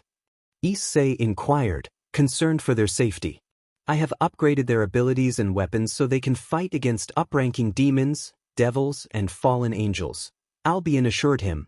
Oh, Issei said, relieved. Listen, Surzex and the gods of hell are going to try everything to get you, Albion warned. Why? Issei asked, puzzled. They're planning to force you into marriage with 5 female species, Albion revealed. Who are these 5 female species? Issei asked, his eyes widening in shock. Rias, Akino, Kaneko, Asia, and Ravel, Albion listed. What? Issei exclaimed. Yep, Albion confirmed. Why are they planning to force me into marriage with those female species? Issei asked, trying to comprehend the situation. Because you are the holder of 2 booster gears and a half-human, half-angel that could never fall, Albion explained. I can see that. But why are they forcing me into marriage? Issei pressed. They realized the marriage between Riser and Rias that was supposed to create a better future for all devils was not the case at all, Albion said. What do you mean? Issei asked. Because you are the grandson of a female angel who fell in love with a young preacher, which was your grandfather. Your mother wasn't half-angel when she was born. However, you were born half-human and half-angel, but you can never fall. So Surzex and the gods of hell realized you are the key to that better future for all demons, devils, and fallen angels, Albion explained. By being forced into marriage with those female species and that red-haired she-devil. Issei asked. Yes, Albion confirmed. How is that supposed to create a better future for all demons, devils, and fallen angels? Issei asked. Rias is a devil, Akino is half-devil and half-fallen angel, Kaneko is a yokai, Asia is half-human and half-devil, and Ravel is a phoenix, Albion explained. Oh, I see, Issei said, understanding the implications. Yup, Albion said. How can I get myself out of this forced marriage? Issei asked, seeking a way out. Ask your friends for help, Albion suggested. If I do that, I will end up putting them in danger like my 2 old friends, Issei said, worried about the consequences. I know. But you don't have a choice. If you marry those female species, humanity and all creatures will be in danger, Albion warned. I see. I guess you're right, Issei conceded. But I will make sure your friends will not be harmed by anyone or their enemies, Albion promised. Thanks, Albion, Issei said gratefully. No problem, Albion replied. Issei woke up in the morning and realized what he needed to do. Issei told his friends about what Albion had revealed and how he was the new holder of the second booster gear. His friends understood and began to figure out what to do next to help Issei. Oh yeah, I forgot to mention that Issei has recruited Kirito, Ruby Rose, and Pegasus Koga to his holy peerage, someone added. As the holy peerage discussed their next steps, Kirito opened the door and locked it behind him. What happened to you? Gaul asked, noticing Kirito's distressed appearance. It was her. Kirito exclaimed. How? Percival asked, concerned. Remember what I told you guys about my heartbreaking story? Kirito reminded them. When your girlfriend was cheating on you? Usagi asked. Yes, Kirito confirmed. Of course, Shinra said, recalling the story. Kirito was in a state of disbelief. Now my ex-girlfriend is trying to take me back, he lamented to his friends. Why? Deku asked, puzzled. Her new boyfriend probably broke up with her, Kirito replied with a hint of bitterness. That could make sense, Mertru chimed in thoughtfully. Why don't you just talk to her? Elizabeth suggested. Kirito shook his head. Because she's the one who made me suffer ever since she cheated on me. Simon offered another perspective. Why don't you just tell her how you feel? I did before she cheated on me. Kirito exclaimed, frustration evident in his voice. Issei, curious, asked, how did this happen? Kirito sighed, recalling the past. Well, he began as memories flooded back. Yuki Asuna was walking with Alice Zuberg, feeling dejected after her new boyfriend had ended things with her. I just don't understand. Why did he break up with me? She wondered aloud. Alice speculated, he probably learned about your past encounters with those psychopaths. You mean that crazy elf king obsessed with power, that goddess who wanted to destroy the realms, and those two other men I can't remember? Asuna asked. Yes, Alice confirmed. You could be right. Maybe I should get back together with Kirito, Asuna mused. Are you sure you want to do that? Alice cautioned. Yeah, why not? Asuna replied. Don't you remember? You cheated on him, Alice reminded her. I know, but he will be happy with me again, like he used to, Asuna insisted. How do you know that? Alice questioned. I don't know. But I believe it, Asuna said, though her conviction wavered. That doesn't make any sense, Alice pointed out. Before Alice could say more, Asuna spotted Kirito walking nearby. There he is, she exclaimed and ran towards him. Kirito, on his way to Issei's home, heard someone calling his name. Turning around, he saw Asuna approaching and panicked. He quickly started to run, determined to protect his heart from being broken again. He reached Issei's home and locked the door behind him. Gaul, observing Kirito's distress, commented, So ever since she cheated on you, you almost died from heartbreak. Yes, Kirito admitted. If my heart gets broken again, I will actually die. The holy peerage looked at him with concern. Oh, we see, Elizabeth said softly. There is a realm in hell called the Prison of Heartbreak, Kirito explained. The Prison of Heartbreak. Deku echoed, intrigued. Issei elaborated. It's a place where teenagers go when they get cheated on or broken up with. They feel so lost that they take drastic measures to escape that pain. Exactly, that's why I should not get heartbroken again. Kirito emphasized. Don't worry, Issei reassured him. As long as you have love in your heart, you will never get heartbroken again. I see. Thanks, Issei, Kirito said, feeling a bit more at ease. You're welcome, Issei replied with a smile. Meanwhile, in a hidden science lab, Dr. Tomo was engrossed in his work when he received a phone call. Hello. Who is this? Oh, Surzex, what do you want? What? You can't be serious. But it's not ready. Okay. Yes, my lord. He hung up and rushed to the experiment lab. It's time to unleash her, he declared. The scientists around him were apprehensive, aware of the potential danger they were about to release. Surzex had ordered Dr. Tomo to unleash the most dangerous female demon, one that no one could survive. Raynare and Riser arrived with the 4 dark precure of fallen hope. "Can you all see I'm busy at the moment?" Dr. Tomo snapped. "So the grandson of Lucifer has told you to unleash her?" Raynare inquired. "Yes." Dr. Tomo confirmed.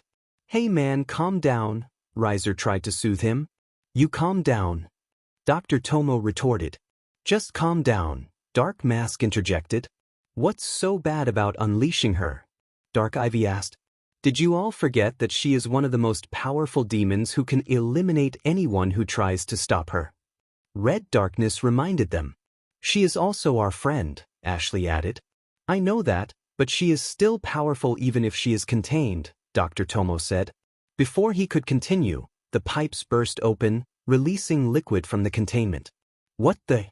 Dr. Tomo exclaimed. "Sir, the demon is trying to get out," a female scientist warned. "Let her out."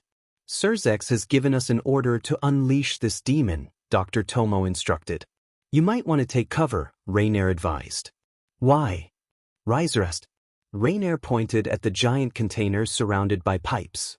They saw it was about to explode and quickly took cover. The container exploded, unleashing a torrent of liquid onto the ground. A shockwave followed, sensed by the sailor scouts. Usagi felt a massive pain in her head and collapsed. The Holy Peerage rushed to help her. Ami, Makoto, Minako, and Rei also felt the shockwave, experiencing severe headaches, as did Michiru, Haruka, and Setsuna. When the explosion subsided, they emerged from their hiding spots. "Did it work?" Dark Ivy asked. "Look," Dr. Tomo said, pointing at the destroyed container. They saw a shadowy female demon staring back at them. "Is that her?" Dark Mask asked. "Yes, it is," Raynare confirmed. "That's kind of intriguing in that shadow form," Riser remarked. "Focus," Red Darkness admonished. "She is the same demon we know," Ashley stated. "Indeed," Red Darkness agreed. "Welcome back." "Black Lady," Dr. Tomo greeted. Back at Issei's home, Shinra placed Usagi in bed after she passed out from the pain in her head. Usagi slept peacefully as a spirit-like figure watched her with a sad expression. Percival went to check on Usagi and, upon entering the room, saw the spirit figure. She resembled Usagi but had black hair instead of blonde. "Kurai!" Percival called out. The spirit figure looked at him and vanished. "Kurai, don't go!" Percival shouted. Usagi awoke, hearing Percival's voice. She looked at him with tired eyes. "Percival, what are you doing?" she asked. "Usagi, did you see her?" Percival inquired. "See who?" Usagi replied, confused. "That girl. She looks just like you," Percival explained. "What do you mean?" Usagi asked. "She was sitting on your bed, looking at you sadly," Percival said. "Why?" Usagi wondered. "I don't know. But I remembered her name," Percival said. "What is her name?" Usagi asked. "Kurai," Percival revealed. Suddenly, Usagi recalled hearing that name before, from one of the sailor scouts before they betrayed her. "Kurai," she repeated. "Do you know her?" Percival asked.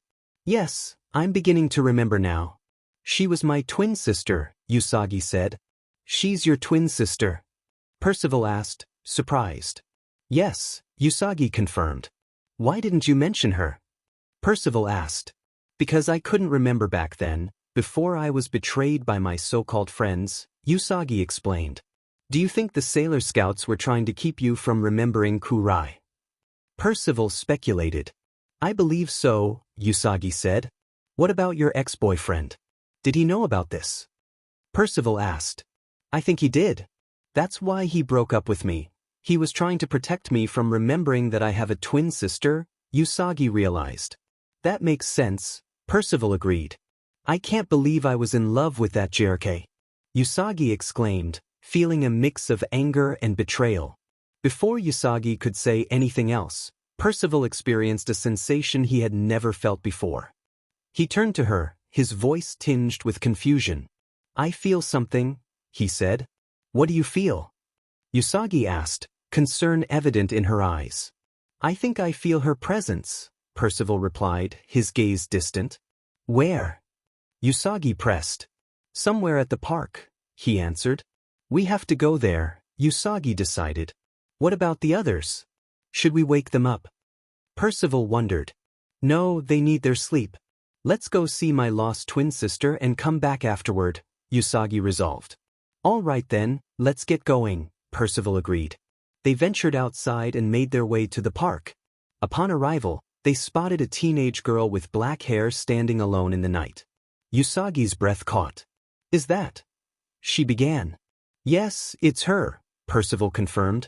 They paused, gathering their thoughts before approaching the girl. She turned to them, curiosity in her eyes. Who are you? She asked. I'm Usagi, Usagi introduced herself. And I'm Percival, he added. Those are your names, the girl questioned. Yes, Percival affirmed. Oh, I see, she replied. Usagi took a deep breath. You might not believe me, but I'm your twin sister. The girl's eyes widened as memories surfaced of seeing Usagi with the holy Peerage at Burger King. Sister, she echoed. Yes, it's me, Kurai, Usagi confirmed. Kurai, the girl repeated, her voice softening. She turned her attention to Percival. Percival. Yes, it's your old friend, he said, a gentle smile on his face. You look different from when you were a little boy, Kurai observed. I know, Percival acknowledged. Who is Verghese? Kurai asked, noticing a shadow pass over Percival's face. Percival looked down, sadness evident. Verghese is gone, he admitted. What? Kurai gasped. He was killed by a holy knight, Percival explained. I'm sorry for your loss, Kurai offered sincerely. Thank you, Percival replied quietly. Usagi spoke again, her voice filled with emotion. Sister, it's been years since we saw each other as babies. I know. The Sailor Scouts were really trying to keep you from remembering me. Kurai asked. Yes, especially my ex-boyfriend, Usagi confessed. I see, Kurai said, understanding dawning. I thought they were my friends until I realized they were just using me for my power, Usagi continued. Because we are daughters of the moon goddess, Kurai stated. That's true, Percival agreed. Sister, I'm not going to let the Sailor Scouts separate us again, Usagi declared. But they are the princesses of their planets, Kurai reminded her. Don't forget there's a prince who has his own planet and pretends to be a girl, Percival added. Right? Kurai nodded. Usagi extended her hand. Kurai, no matter what happens, we will always be sisters, no matter what they say about us. But everyone will come after me, Kurai hesitated. They might, but I will tell Issei to let you stay with us, Usagi assured her. You sure? Kurai asked, hope in her voice. I'm sure, Usagi confirmed. Kurai touched Usagi's hand, and they shook hands, sealing their bond. Elsewhere in the city, an ominous black crystal emerged from the ground, growing in the heart of the city. Demons worked tirelessly, using dark magic to nurture its growth. Are you sure we should do this? One demon questioned. Yes, Surzex told us to grow an evil black crystal here, so we are, a female demon replied. I hope Surzex knows what he's doing, the demon muttered. Meanwhile, atop a building, Setsuna Meo, also known as Sailor Pluto, watched Usagi reunite with her twin sister from afar, using her new ability. She turned to Michiru Kaiju and Haruka Tennu, Sailor Neptune and Sailor Uranus. Did you both feel it? Setsuna asked. They nodded in unison. Looks like the demons have unleashed her, Setsuna continued. It's not just that. I saw the demons growing an evil black crystal in the middle of the city, Kaiju added. What are they doing and what are they planning? Tennu wondered aloud. I don't know, but that's not the worst part, Setsuna said gravely. What do you mean? Tennu pressed.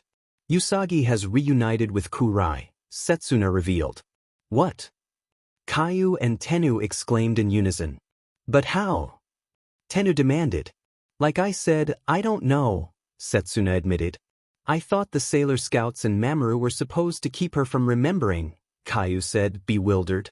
They were, until Mamoru broke up with her and Rei and the others betrayed her, Setsuna explained. Of course it has to be that guy.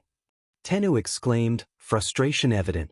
I'm going to have a talk with the Sailor Scouts, Caillou decided. I'm going to find Mamoru, Tennu resolved. Good, because we don't know what's going to happen next, Setsuna concluded. Meanwhile, in an apartment, Mamoru was packing his things when a fire demon appeared. What do you want? Mamoru asked, irritation in his voice. The evil black crystal is already growing, the fire demon informed him. So? Mamoru replied, uninterested. I also forgot to mention that we unleashed her, the fire demon added. So what? Mamoru retorted. Surzex has given that scientist in order to unleash her, the fire demon continued. But why? Mamoru demanded. Because you're the one who made a deal with him when you broke up with Usagi, the fire demon reminded him. The deal was to make her forget about her twin sister. Mamoru exclaimed. Well, the deal is off, the fire demon stated. Why? Mamoru asked, alarmed. Because she is now reunited with her twin sister, the fire demon revealed. What? Mamoru gasped. Mamoru looked at a picture of himself and Usagi sitting together on the grass. The frame was broken, a remnant of his anger after their breakup. He held the picture, but instead of seeing Usagi smiling, he saw her with her head down, lying next to him, devoid of emotion. What is this? Mamoru asked, bewildered. The fire demon glanced at the picture. This is what Usagi is feeling about you now, it said. Mamoru pondered deeply, seeking answers about her feelings towards him. The fire demon responded with a list of emotions: regret, hate, sadness, and fear. Mamoru acknowledged this revelation, and the fire demon reminded him of her lineage. She was the daughter of Queen Serenity, the moon goddess, who had banished Mamoru's father to the underworld. Mamoru reflected on his father's past, the gorilla beast man who had attempted to destroy the moon goddess to bring moonlight to his kind. The fire demon pointed out Mamoru's mixed heritage, half-human and half-gorilla beast man, and noted that while Mamoru lacked his father's powers, his daughter did not. This revelation puzzled Mamoru, prompting him to question the fire demon's intentions. The fire demon explained that Surzex had instructed a scientist to unleash Mamoru's daughter, a plan set in motion after Mamoru's breakup with Usagi. The fire demon justified their actions by emphasizing the girl's divine heritage as the moon goddess's granddaughter. Mamoru was aware of this but was taken aback by the suggestion that his daughter could transfer her powers to him. Mamoru questioned the necessity of the evil black crystals, to which the fire demon replied that they would enhance Mamoru's strength. The crystals could amplify the power of any demon, devil, fallen angel, or evil beast man, and if allowed to grow in Japan, they would make Mamoru even stronger.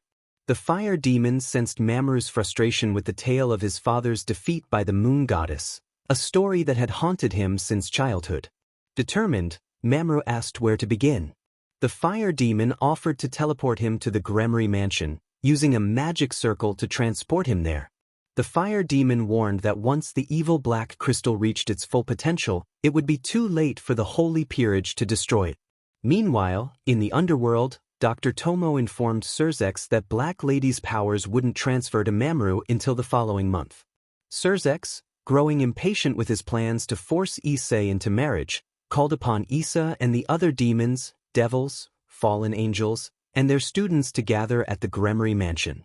As they assembled, Surzex revealed his concerns about Issei Hyoudu's growing holy peerage, fearing it would hinder their marriage plans. Surzex proposed a more aggressive approach, suggesting they use their armies to confront Issei and his allies. Despite initial shock, the group agreed to the plan, preparing to attack under the cover of night. Back with Issei and his holy peerage, they strategized on how to protect Usagi's twin sister from the Sailor Scouts. Their thoughts were interrupted by the sound of drums, signaling the approach of a 100-demon army from the underworld.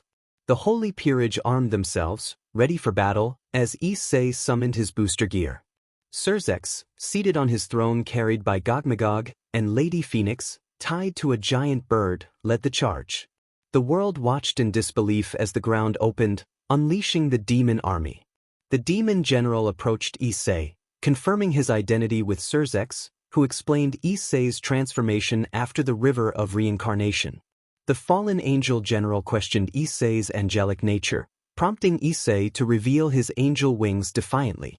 The devil general presented Issei with two choices: surrender and marry the Gremory princess and her companions, or face the wrath of their demon army.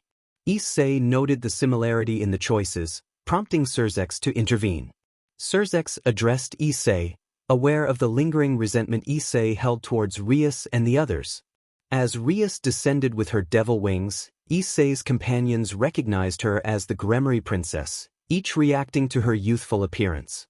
Despite her age, Percival warned them not to underestimate her, hinting at the surprises she held. Iruma questioned Issei, "How do you know that?" Issei replied, "Because I told him about her tricks and attacks." Curious, Iruma asked, "What are her attacks?" "You will soon find out," Issei said ominously. Tanjiro inquired, "What is her rank number?" "Her rank number is 1, Elizabeth answered. Tanjiro was shocked. "What? No way, she is rank 1.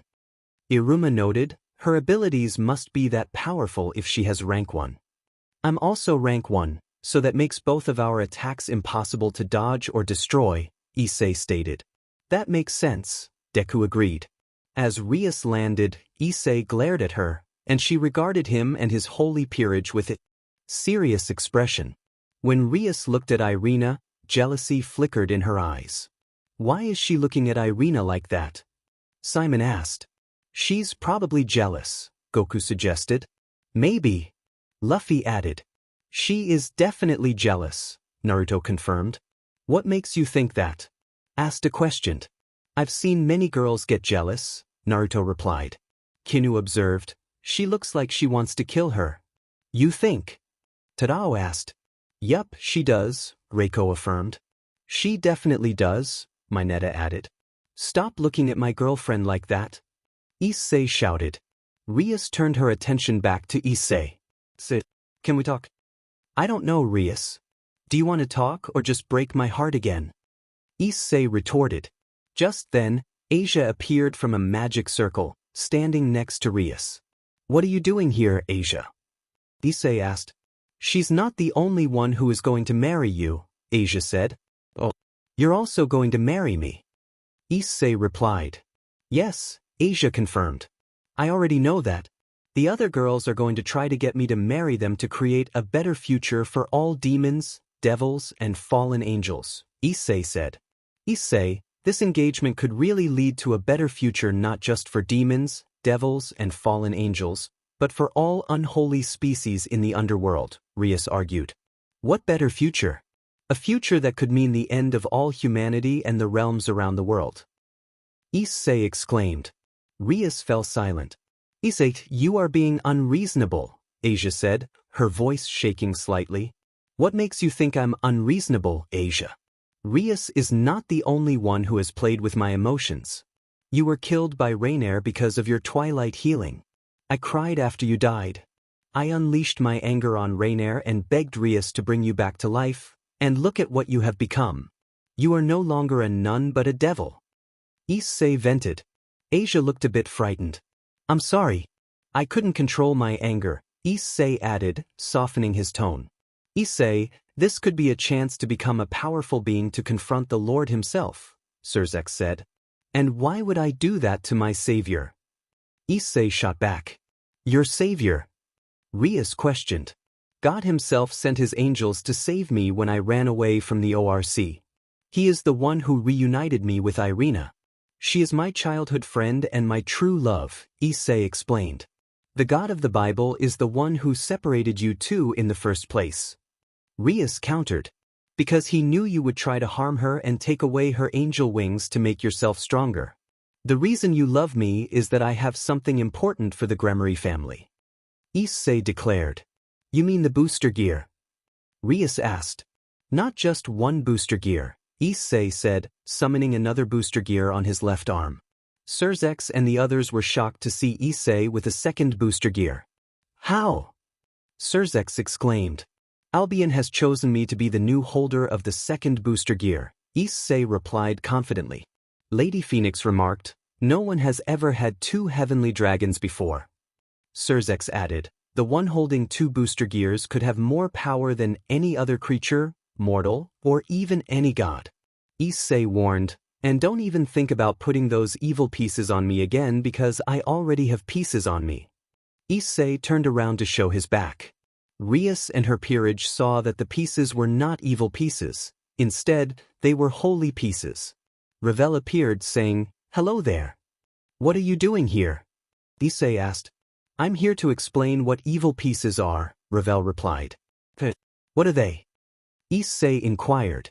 Ravel explained, "Under the rules of raiding games, fellow kings can trade pieces with each other. The traded pieces must be the same type, though." "How come?" Issei asked. "You see, we are different species, right?" Ravel continued.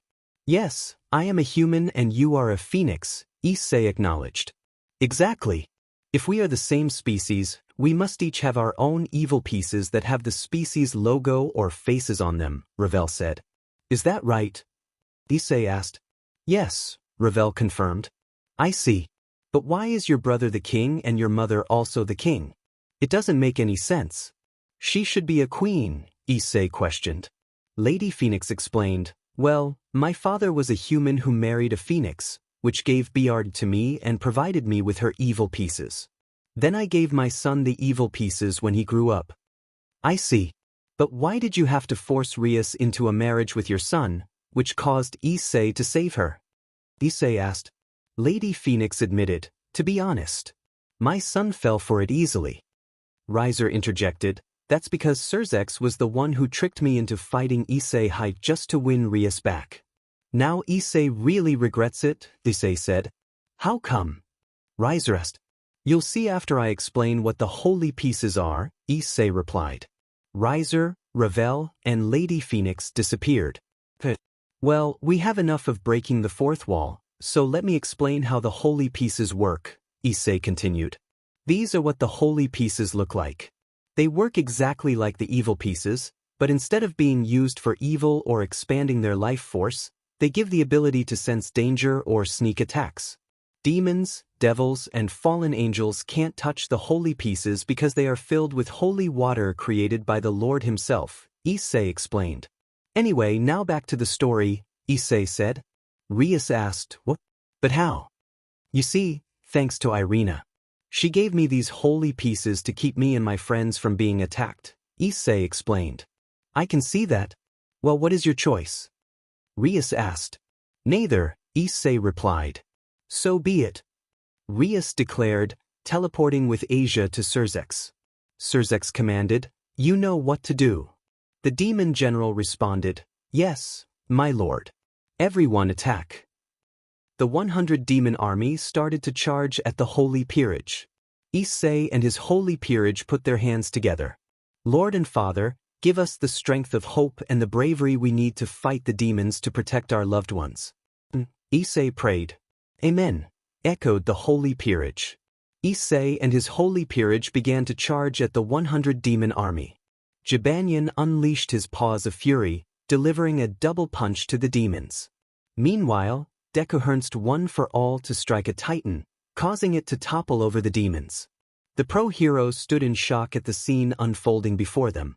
Aizawa was bewildered. What just happened? Elsewhere, Mertru used her gorilla punch to enlarge her hand and strike a werewolf. Akko employed her magic to transform rocks into towering rock giants that attacked the demons. Shinra hurled fireballs at the robot devils, obliterating them, while Iruma skillfully shot arrows from his crossbow at the fallen angels. Luffy, with his Gomu Gomu no Mi, delivered a double punch to the evil sorcerers. Usagi wielded her wand to cast light stars at the devils, and Simon deployed his robots against the evil witches. Percival, fueled by hope, enlarged his hand to punch a giant bird. Tanjiro used his water wheel technique to slice through the war machines of the fallen angels, while Zenitsu and Inosuke launched a coordinated attack on the evil warlocks. Asta, Yuno, and Noel summoned skeletons from the ground with their magic to combat the devils. Reiko and Tadao teamed up to double punch a troll. Naruto created thousands of clones to assault the titans, and Goku formed a massive laser ball, hurling it at the giant dragon. Lupin, Kisugi, and Kankichi fired their guns at the zombie soldiers, while Gon, Cure, Blossom, and Olivier engaged the vampires. Ju and Shinobu used their swords to cut through 20 machine tanks, and Mineta threw his sticky grapes at the fallen angels. Kirito and Ruby wielded their weapons to slice 2 red demons in half. Tsukum and Karen punched a vampire warrior, sending him crashing into others. Tatsumi and Bell took down 20 demons with their swords, and Priestess and Lifa unleashed butterflies upon the demons. The demons, devils, and fallen angels, terrified of the butterflies they deemed deadly, fled in the opposite direction. Ryuko used her scissor blades to sever the wings of the fallen angels, sending them plummeting to the ground. Moroha fired an arrow from her crossbow at a gas tank in the battlefield center, triggering a massive explosion that eliminated 50 demons, devils, and fallen angels. Surzex hid behind his throne as Rias seethed with anger over their losing battle. Cheers erupted for the holy peerage. Surzex demanded, "Where are Raynare, Riser, and their peerage?" The fallen angel general replied, "Those idiots abandoned this mission." "What?" Surzex exclaimed. Serorg offered, "Let me take care of him." Surzex agreed, "As you wish." Rias added, "Make sure to make him a bloody mess." Serorg assured, "Oh, I will." Suddenly, a voice interrupted, "I'm afraid that won't be necessary." They turned to see 3 of the 4 corrupted angels, banished from heaven for betraying the Lord. The holy peerage was curious about their identity. Asta recognized one. "It's her." "Who?" Issei asked. Asta replied, "Lily." Lily noticed the crowd and the news network recording the event. She declared, "We don't want any humans to see this or remember it." She cast a spell to put the crowd to sleep, while the second corrupted angel destroyed the cameras. Lily looked down at Asta, fear evident in his eyes. "Asta," she called. "Lily," he responded. Issei inquired, "You two know each other?" Lady Phoenix wondered, "Those two know each other?" Barakiel speculated, "I believe so." Asta stared at Lily, fear in his eyes. Lily taunted, "Oh, you poor little demon. Still the same devil I encountered many years ago." Asta retorted, "And you're still the same person who killed Orsi Orphai." Lily replied, "I did him a favor. Now I must defeat you to bring world peace." "What?" Asta questioned. Before he could react, Lily inflicted a cut on him without physical contact, causing him to bleed. Issei and his holy peerage watched in horror. Deku asked, "How did she do that without touching him?" Issei explained, "Angels can attack without contact, but corrupted angel attacks are much more painful than devil attacks." The priestess quickly used a healing spell to stop Asta's bleeding. Elizabeth appeared with spirits accompanying Issei and his holy peerage, swiftly casting a spell to teleport them far away. Surzex shouted, "What the hell?" Rias demanded, "Where did they go?" The next day, Issei and his holy peerage awoke in a papyrus forest, looking at Elizabeth and the spirits. Asta asked, "Elizabeth, where did you teleport us?" Elizabeth admitted, "I honestly don't know." Akko questioned, "What do you mean you don't know?" Elizabeth explained, "When I saw Lily about to attack Asta, I panicked and teleported us somewhere. I don't even know where we are." Deku reassured, "At least we're far away from those demons, devils, and fallen angels." A stranger approached them, offering help. "Do you guys need any help?" Issei asked, "Yes, where are we?" The stranger replied, "You all are in the land of the sun," Issei repeated. "Land of the sun," Asta inquired, "But what country is this?" The stranger explained, "Everyone used to call this the Hino country, but now they call it China." Issei realized, "We're in China?" Elizabeth noted, "That explains the papyrus trees." Deku asked, "Who are you anyway?" The stranger introduced himself. "I am Kojiro Sasaki." To be continued. Gaul recognized him. "Kojiro?" Kojiro greeted, "Oh hey Gaul, long time no see." Deku was surprised, "You two know each other." Gaul confirmed, "Yeah, he's the one who defeated Poseidon in Ragnarok 1,000 years ago."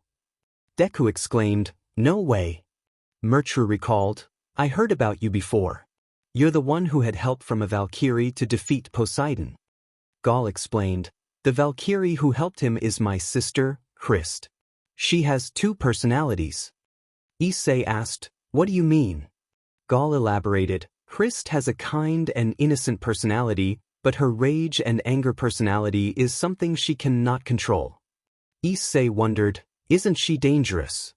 Gaul replied, sometimes, but not all the time. Suddenly, they heard something rustling in the papyrus. Kojiro warned, it's not safe here, follow me. Issei and his holy peerage quickly followed Kojiro out of the papyrus forest. As they walked, Asta and Yuno exchanged angry looks. Sylph whispered to Noel, have you noticed that Asta and Yuno are always fighting about stuff until Ryuko has to knock them both out? Noel admitted, yeah, I always wonder what happened between those two. Sylph asked, why do they hate each other? Noel confessed, I honestly don't know. Kojiro led Issei and his holy peerage to his home. Once inside, he closed the door and peered out the window. What are you doing? Issei asked. Making sure they're not following us, Kojiro replied. Who might be following us? Asta inquired. Yokai, Kojiro answered. What? Asta exclaimed. I said yokai, Kojiro repeated. Yokai. I've never heard of that, Asta admitted. That's because you lived in the capital of the Clover Kingdom, where the 9 realms of Norse mythology are located, Kojiro explained. Is that right? Asta asked, intrigued. Honestly, yes, Kojiro confirmed. Gaul chimed in. Odin is the all-father of the Norse gods and ruler of Asgard. I think I've heard about them before, Asta said thoughtfully. Yup, Gaul continued. Thor and Loki are the most dangerous gods no human ever wants to meet. How come? Asta asked. Thor has a powerful hammer that can shoot out lightning and returns to him every time he throws it. Loki, on the other hand, is the god of mischief who can trick anyone he encounters, Gaul explained. Oh, I see, Asta nodded. Kojiro then asked, that reminds me. Which god do you all worship? We only worship the Lord and Father himself, Issei replied. So you guys are Christians? Kojiro asked. Yes, Issei confirmed. Good, Kojiro said approvingly. Gaul added, the God of the Bible is the only God that has existed since the beginning of time.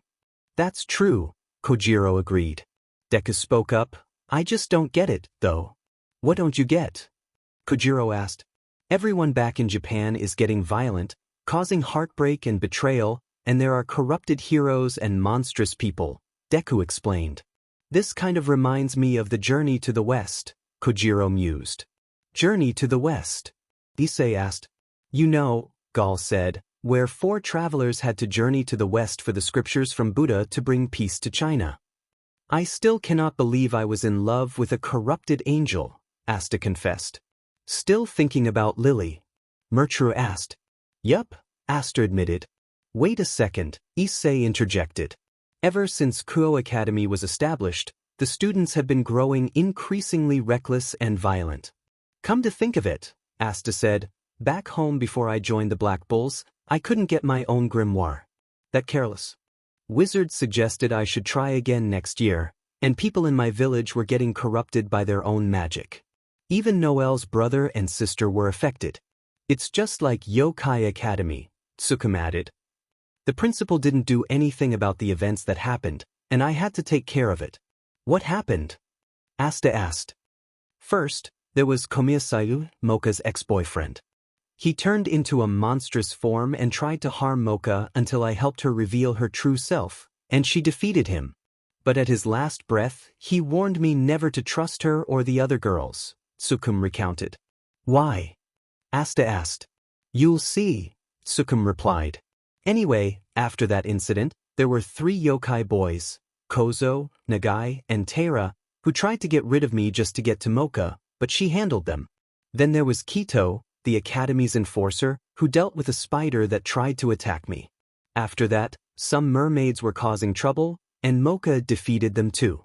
She got upset with me for being near them and punched me. A female teacher felt sorry for me and let me spend time with her, but Mocha got jealous and followed us.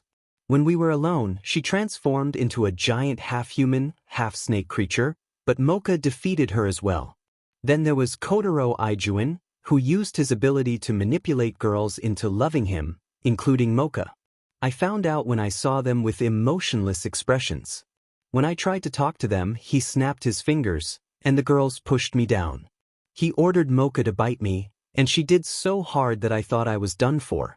Long story short, she managed to defeat him when I helped bring her back to normal. Man, is that all? Asta asked. It gets worse, Sukum continued. After that, Mocha's ex-boyfriend's father disguised himself as me to try to marry Mizore, but Mocha saw through it and dealt with him. Then there was a fairy who used a mirror to reveal the true forms of the students, but she was small and could be defeated. A mob boss sent his men to kidnap Mocha and another student, wanting to talk to her, but I stopped them just in time. I see. But is that really it? Asta asked. No, Sukum said. I spoke with the principal about the dangerous events, but he refused to act. After class, Mocha asked me to meet her in the forest where she defeated her ex-boyfriend. When I got there, she asked if she could bite me again, but this time it was different. She began to drain my BLD, and when I thought I was going to die, her inner self helped sustain me. After that incident, I decided to leave Yokai Academy. Man, we never knew you had been through so much, Asta said sympathetically. Yup, Sukum nodded. Seems like Japan is facing a lot of evil lately, Kojiro observed. I just wish we could do something to bring back peace to Japan, Issei said. There is a way, Kojiro suggested. Really? How? Issei asked eagerly. The Lord Buddha has secret scriptures that share goodness and kindness, Kojiro explained. Do you think they might bring back kindness to Japan? Issei inquired. How else could China be the land of the sun and peace? Kojiro replied. Excellent, we'll leave tomorrow, but for now, let's rest, Issei decided. The holy peerage agreed. To be continued. Later, Gaul asked. The others and I have always wanted to ask. Why did you save Rias from marrying Raynare? Issei paused, then said, I was going to tell you all later, but I guess I must share. We're listening, Deku encouraged. When I thought I lost hope, Asia showed up and helped me activate my booster gear. She showed me a vision of what would happen if Rias and Raynare got married. Raynare would end humanity and enslave all realms. I couldn't let that happen, Issei revealed. Gaul had always believed that the engagement might herald a promising future for all devils. However, Issei revealed that while it might secure a future for the devils, it would cast a dark shadow over humanity and other species. Gaul began to understand why Issei had intervened to stop the wedding. Exactly, Issei confirmed, though he wished it hadn't come to that. When I rescued Rias from Raynare, I uncovered the truth. Deku, curious, asked, what was the truth? Issei explained that Surzex had orchestrated the rescue by sending Asia to help him activate his booster gear and save Rias from a forced marriage. The plan was part of a pact between Surzex and his sister to initiate the apocalypse when the time was right. But why? Gaul asked, perplexed. They sought revenge against God for banishing Lucifer to the underworld at the dawn of time, Issei replied. He then shared another revelation. After his parents' death, he overheard a conversation at the ORC about his potential marriage to Rias. Initially, he thought it was positive until he heard more. Surzex had planned to kill him and seize his booster gear to use against God. Rias was merely using him to gain power against Jesus, and the rest of her peerage spoke ill of him. Overwhelmed, Issei fled the ORC, leading to the current situation. Gaul was shocked by the sinister plot. Wow. I never knew they were planning something so sinister. Yes, Issei continued, but an angel later told me that my childhood friend Irina and I were destined to marry when I became half human and half angel. Our engagement could create a wonderful future for all humans, species, and angels. Gaul found solace in this, but Issei had a concern. There's one problem, he admitted. Deku guessed, is it Rias, her peerage, and Surzex with his army of demons, devils, and fallen angels? Yes, and those who want me to marry Rias, Issei confirmed. Gaul acknowledged the gravity of the situation. That is a bigger problem. Elizabeth added, and the only way to keep their plan in motion is to get you back. They will stop at nothing until you return to Rias. I know, Issei said, that's why we can't go back to Japan without getting the scriptures. Usagi interjected, there's also something else. What do you mean? Issei asked. Usagi explained, I felt the evil black crystal growing in the middle of Japan. Deku was concerned. Is that a bad thing? Yes, Usagi replied. If Japan and other countries continue to grow in hatred and commit sins, it will make the evil black crystal grow even more. If it fully matures, it might empower Surzex and his allies. That's why we have to find the scriptures, Issei declared. Deku asked, and if we get the scriptures, what will we do with them? We're going to read the stories of those scriptures to bring goodness and kindness back to Japan and other countries, Issei explained. Asta was optimistic. But let's just get the scriptures, and everything will be nice and easy again. Usagi added, and the evil black crystal will weaken, making them lose their power. Kojiro, however, cautioned, I'm afraid getting the scriptures will not be easy. How come? Murchuru inquired. They belong to Lord Buddha, Kojiro explained. Issei recalled, the one who banished Sun Wukong until he joined a monk to journey for the scriptures and became a fighting Buddha. Kojiro nodded. Yes. Also, the gods are allied with the 4 great Satans and other unholy beings. Issei added, like Odin's son, Baldur, the god of light in Norse mythology, who pretends to be Odin during his absence. That's also going to be a bigger problem, Issei acknowledged. Kojiro asked, do you know someone from Chinese mythology? I do know one. Issei replied. 3 hours later, Issei and Kojiro found themselves in the mountains, where they encountered the Monkey King sitting on a rock. Hey, monkey, Issei greeted. Sun Wukong turned to see them. Issei Hyoudou. Long time no see. What are you doing? Issei asked. Sun Wukong replied, just sitting on this rock, waiting for Lord Buddha's command. Issei got to the point. That's what I was going to ask you about Lord Buddha. Sun Wukong listened as Issei recounted everything he and his holy peerage had endured. Oh, I see. Sun Wukong said, understanding their plight. That's why we need to get the scriptures, Issei explained. Very well, Sun Wukong agreed. Get your friends and meet me at the palace. Okay, Issei replied. 30 minutes later, Issei and his holy peerage stood outside Lord Buddha's palace.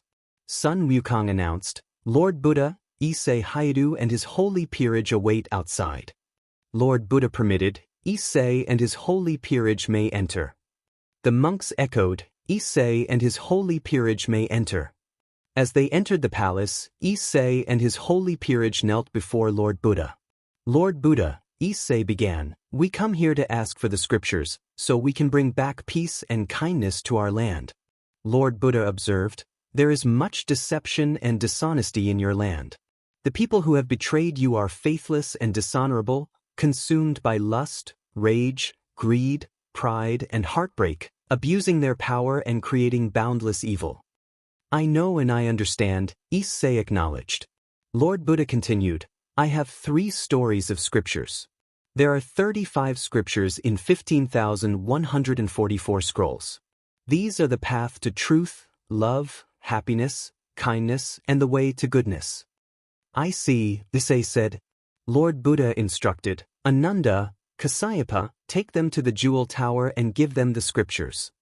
Ananda and Kasyapa led Issei and his holy peerage to the jewel tower, ensuring they retrieved the authentic scriptures.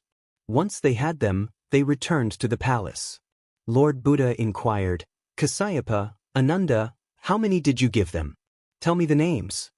Kasyapa replied, 3 stories of 35 scriptures. We chose 5,048 scrolls in each. Ananda added, Moses, 800 scrolls. Kasyapa continued, the Sutra of the Western Heaven, 130 scrolls. The Angel of Light, 1,021 scrolls. The Angel of Kindness, 116 scrolls. The Diamond Sutra, 100 scrolls. The Cat Girl and the Angel of Brave, 45 scrolls. The Angel of Beauty and the Fishman, 170 scrolls. The Fairy and the Giant, 120 scrolls. The Mermaid and the Angel, 300 scrolls. Ananda added, The Elf and the Dwarf, 32 scrolls. The Moon Princess and the Angel of Night, 85 scrolls. The Warrior of Faith, 220 scrolls. Issei and his holy peerage expressed their gratitude for the kindness shown to them. Lord Buddha advised, if you all go back to that land, make sure to read them to bring back the peace that was there before it was consumed by evil. We will make sure, Issei assured him. As Issei and his holy peerage exited the palace with the scriptures, they noticed evil black crystals outside. What's going on? Issei asked, concerned. Usagi replied, Oh no, it's starting. What do you mean? Issei inquired, sensing the urgency in Usagi's voice. Asta pointed into the distance, drawing everyone's attention. Guys, what's that over there? She asked. They followed her gaze and saw the ominous evil black crystal, fully grown and looming in the distance. We've got to get back. Issei exclaimed. Kojiro swiftly arranged for Issei and his holy peerage to board a Chinese ship bound for Japan. As they set sail, the group gathered together, the boat cutting through the ocean waves. Ark broke the silence, pondering aloud, There's something I don't understand. What is it? Sukum inquired. Ark continued, How did that Aijuan boy manage to control all the girls at Yokai Academy with his magic? Sukum explained, He abused his magic to control women. But why? Ark pressed further. Because he sought revenge on those who bullied him when he was still a bat, Sukum replied. Okay, but where did he get that magic? Ark asked. He acquired it from an evil wizard who was killed by an archangel. Disguising himself as a handsome teenage boy named Aijuan, he used his looks to brainwash the girls, making them envision their futures and fall under his control. He tried to make me lose hope, but I refused to give up. I needed to save Mocha's inner self. In the end, he was defeated and revealed to be a bat named Nezo who wanted all the girls for himself. Issei commented, Man, after everything I've seen in a year, I understand how that feels. Ariane remarked, That's the most disgusting and dangerous thing I've ever heard. I can't imagine someone using magic to control women for selfish reasons. Ark shared, There were many dangerous men back in my day. What do you mean?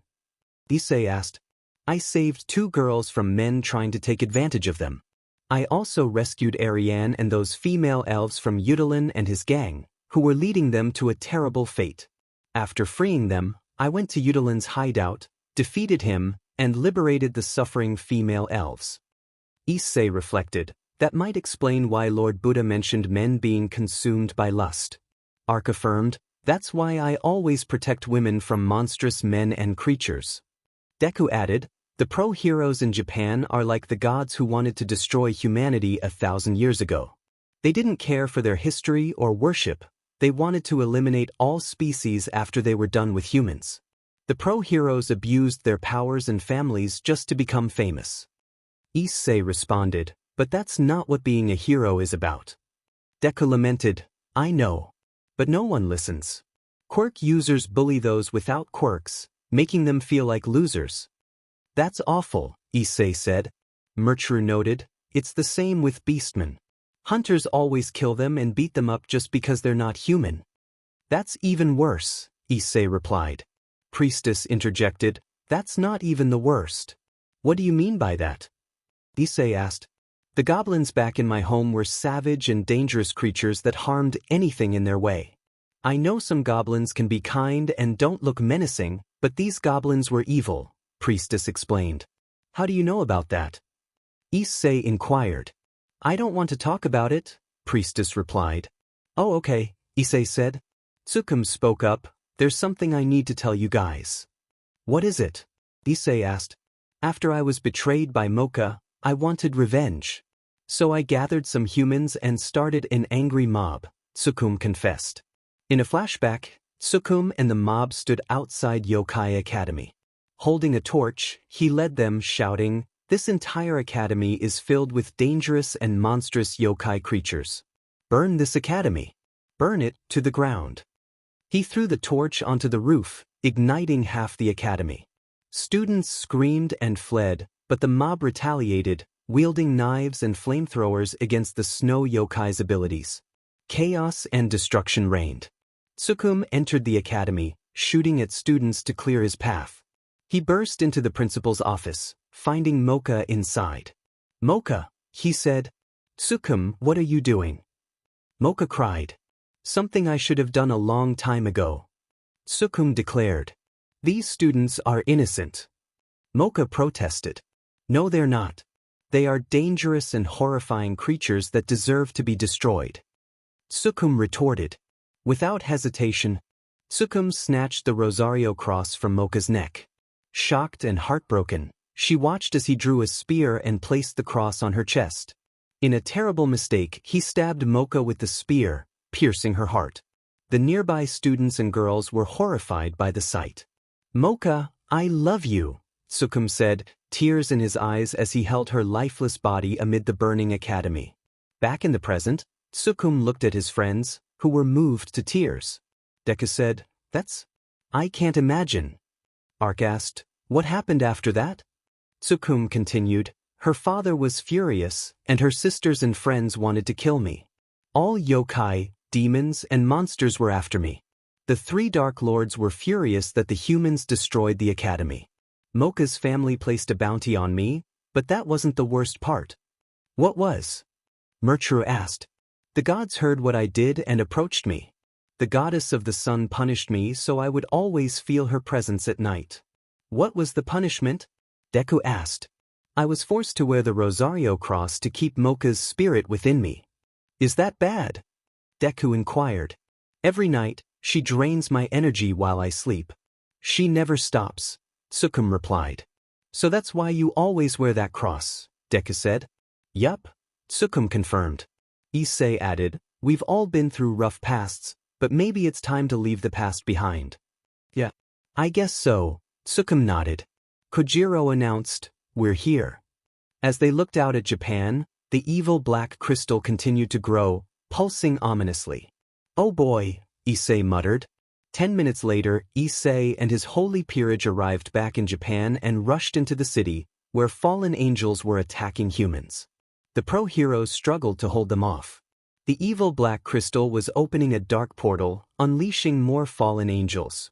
Deku realized, they didn't plant the evil black crystal to make demons stronger. They planted it to open a portal from their world into ours. Ark asked, "What's that mean?" Issei explained, "It means they're releasing the fallen angels into the human world." "That's not good," Akko said. "The fallen angels want to take over the human realm," Murchuru shouted. "How do we stop them?" Cure Blossom asked. "We have powers and weapons, remember?" Olivier reminded her. "Oh yeah, I forgot," Cure Blossom admitted. The fallen angels were much stronger than their corrupted versions. Usagi noted the difficulty, while Jibanyan rushed in to fight them head-on. Though hesitant, Deku agreed they had no choice but to fight. Tsukum checked in with Mocha, who reassured him she was ready for battle. As Issei and his holy peerage ran toward the evil black crystal, the fallen angels prepared for combat. Jibanyan struck first, punching one. Issei called to his team, instructing them to distract the fallen angels while he reached the crystal to read a sacred scripture. Kenkichi questioned the plan, and Issei explained that the kindness in the scripture would counter the crystal's evil energy. Tsukum confirmed they understood, and Issei climbed toward the top. There, he found a baby alicorn trapped inside. He touched the crystal and felt her sorrow, reminded of his own past as an outcast. He opened the scripture, titled, "The Unicorn and the Alicorn," and began reading. As he read about love and peace in the Crystal Empire, the baby alicorn smiled. The crystal shattered, and Issei caught her in his arms, calling her Flurry Heart. Down below, the holy peerage continued battling. A glow appeared at the top of the crystal, and Flurry Heart's horn shone brightly. Issei promised to protect her. Suddenly, the evil black crystal exploded. The fallen angels disintegrated, and the dark portal closed. Sunlight returned, and cheers filled the air as Issei floated down with Flurry Heart. The pro-heroes arrived, led by Nizu, who congratulated the team. Deku explained they had fought fallen angels. Nizu nodded. Mercher asked the alicorn's name, and Issei introduced her as Flurry Heart. Amid the celebration, Issei proposed to Irina, offering a wooden dagger. She joyfully accepted, and the crowd cheered. 10 days later, Issei and Irina prepared for their wedding. Guests from every realm were invited. The ceremony was held in Issei's grandfather's rebuilt church. As night fell, beings from many worlds arrived. Lupin playfully chased Flurry Heart, Deku marveled at the diversity, and Mercher reunited with Nina. Issei wore a glittery pink tuxedo, honoring a promise to Flurry Heart. Tanjiro reassured him that she was doing well. Irina, helped by Elizabeth and the spirits, put on her dress, feeling shy and excited. As the wedding began, Michael escorted Irina down the aisle. Issei waited with a smile. Sanji was teased for being starstruck, and Orphi began the ceremony. Issei and Irina exchanged vows, recalling their childhood and the bond they built. Issei promised a life devoted to both the Lord and to Irina. Irina giggled, "I still can't believe you thought I was a boy back then. When we reunited, I thought you were a demon until you saved me. I want to build a life together and honor the family we lost." "Me too," Issei replied. Asta handed them the rings, and they placed them on each other's fingers. Orsi declared them husband and wife and invited Issei to kiss the bride. Just as they leaned in, a voice interrupted, "Don't you dare." Everyone turned to see Rias Made walking out from smoke caused by an explosion at the church entrance. "Rias!" Issei gasped. Irina whispered, "Oh no." Rias smirked. "Looks like I wasn't invited." Luffy demanded, "How did you get in?" Deku added, "Where are the pro-heroes?" "They're gone," Rias said, destroying nearby weapons with magic. Cure Moonlight ordered, "Knights, seize her." Suddenly, lightning struck and Akino appeared beside Rias. "She's here too," Issei said, stunned. Rias smirked again. "You didn't think I came alone, did you?" Kamui Woods tried to trap her with his quirk, but Kiba slashed the branches. Death Arms attacked but was taken down by Kaneko.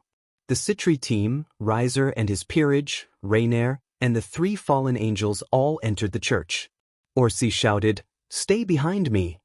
Asta, Yuno, and Noel summoned their magic books, and the Holy Peerage activated their powers. "Why are you here?" Orsi asked. "Isn't it obvious?" Rias replied, "We're crashing the wedding and taking Issei by force." Kenkichi stood firm. "You'll have to get through us first."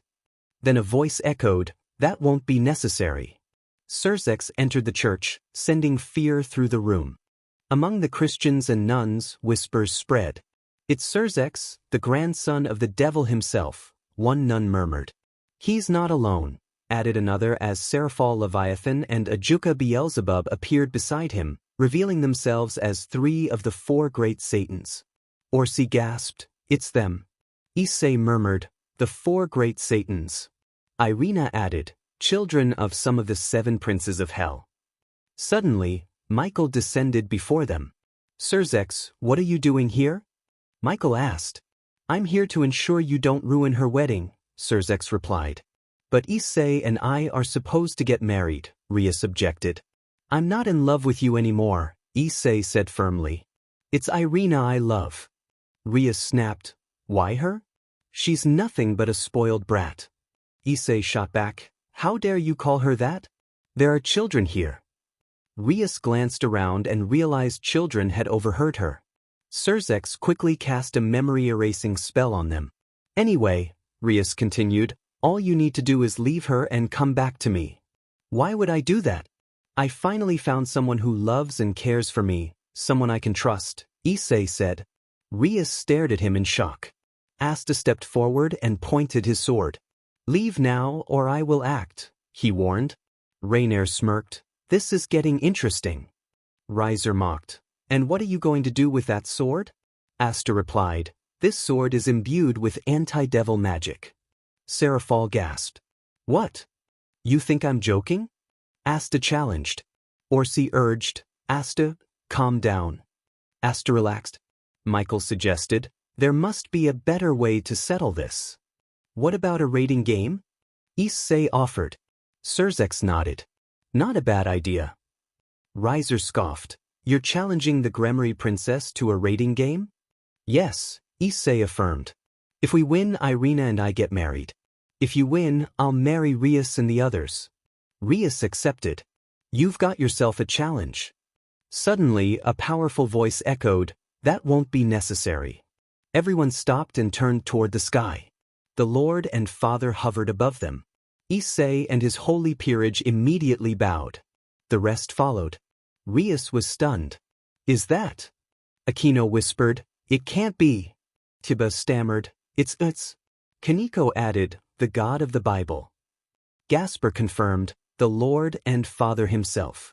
Asia whispered, the Creator of heaven and earth. The four great Satans were shocked. Raynare, Riser, and their groups fell silent. Sona and her team couldn't speak.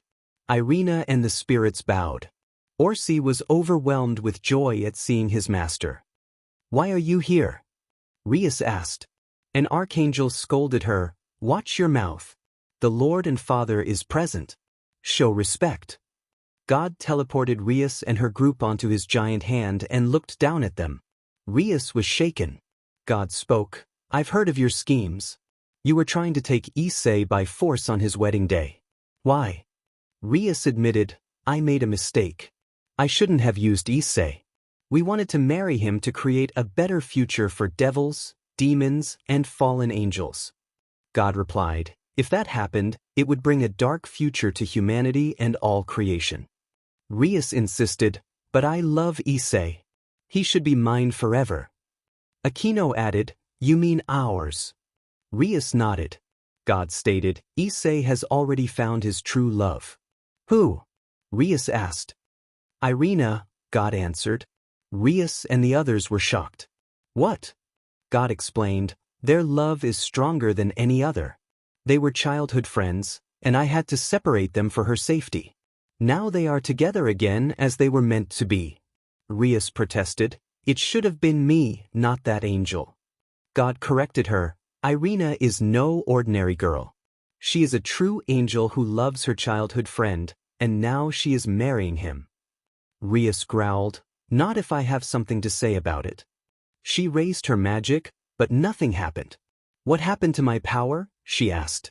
An archangel explained, you can't use your magic or abilities in front of the Lord and Father. God declared, your behavior has been a problem for years. For attempting to sabotage this wedding and force Issei's hand, you will all return to the underworld for 3 years. Rias cried, you can't do this to me. The archangel replied, he just did. With a wave, God sent Rias, her peerage, the 4 great Satans, Raynare, Riser, and Sona's team to the underworld for their punishment. Asia, who remained, looked up at the Lord and Father. Why didn't you punish me? She asked. God answered, you became a devil because you were killed by Raynare. You were revived as a devil to survive, but you never lost faith in me. Because of that, you shall no longer be a devil. Asia gasped, what? God declared, you will become an angel. He enveloped her with his hand, and a radiant light burst forth. When it cleared, Asia was unharmed and discovered angel wings on her back. I'm an angel, she said in awe. Issei and Irina stared, amazed. Orsi proclaimed, the Lord and Father has blessed us with a new angel of light. The crowd cheered. God gently returned Asia to the ground. She ran to Issei and hugged him. What are you doing? He asked. I'm hugging you, she smiled. But you once said I was horrible, Issei reminded her. Asia replied, I was wrong. I shouldn't have believed Rias. I thought you were terrible, but seeing you with Irina made me realize how mistaken I was. I was misunderstood. I used Twilight Healing to help others, not to hurt them. I know, Issei said. God spoke, Asia, I made you an angel because I saw what you and Issei endured. You were misunderstood, and you helped Issei when others did not. You are now the angel of kindness. Thank you, my lord, Asia said, deeply grateful. You are welcome, my child, God replied. Far away, in the snowy mountains, Loki, the Norse god of mischief, watched as Fenrir ran wild. Calm down, boy, Loki said. Fenrir stopped immediately. Good boy. Well, father, it's time to begin Ragnarok, Loki said with a wicked smile. Back at the wedding, after Issei and Irina kissed, everyone celebrated. Orphi spoke with Michael and the archangels, while Mercury chatted with Nina. Lord Buddha talked with Balder, the Norse god of light, and Tyr, the god of war. Kenkichi and the cops enjoyed root beer. Fairies, giants, and mermaids joined in the fun. Humans and beings from other worlds shared food and joy. Issei and Irina watched, happy to see everyone united. Flurry Heart climbed onto Issei's head, and he gently picked her up, hugging her close.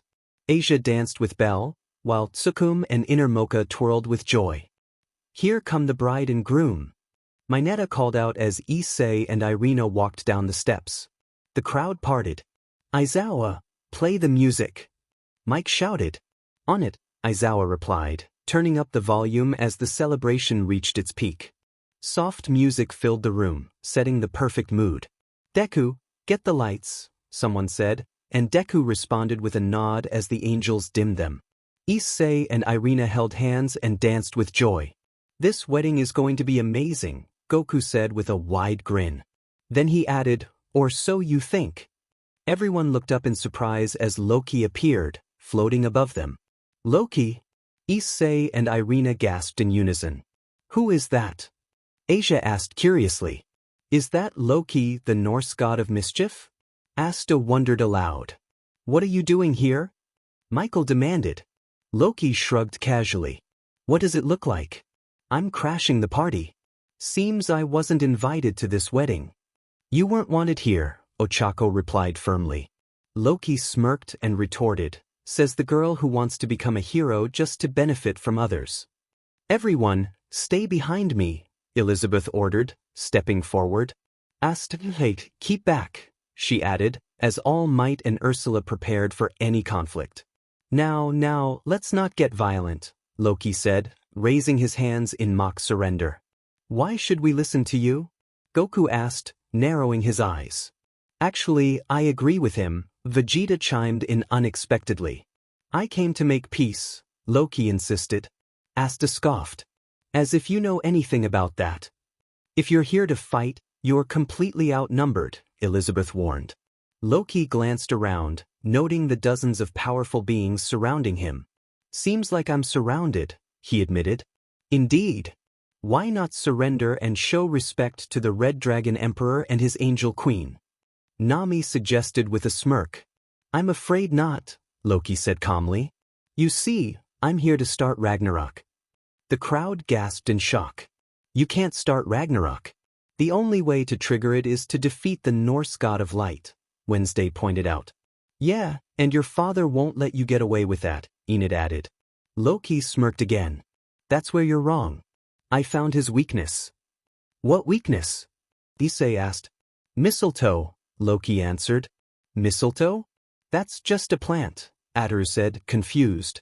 Yes, and Asta, thank you for freeing my son from his prison, Loki continued. I couldn't leave him there. The Norse gods didn't deserve to imprison him, Asta replied. Exactly, Loki said, but before he could continue he was knocked down as the knights arrived and placed him under arrest. You think you've won, but my other children will carry out my plan, Loki warned. What? Belle asked. The goddess of mischief and the next god of mischief will finish what I started, Loki said. That's bad, Issei muttered with concern. Elsewhere, a teenage boy named Ataru ran from a crowd of angry students. They chased him because Lum, an alien princess, loved him. He hid in the bushes, watching them pass by. That was close, he whispered with relief. Ataru, are you all right? Asked Tsubasa, an angel from heaven. I'm fine, he replied. Why won't those students leave you alone? She asked. Because of that alien girl, Ataru explained.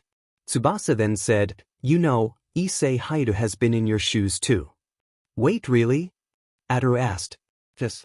He was part of the Gremory Peerage but left after going through the river of reincarnation. He became half human, half angel, and formed his own group called the Holy Peerage.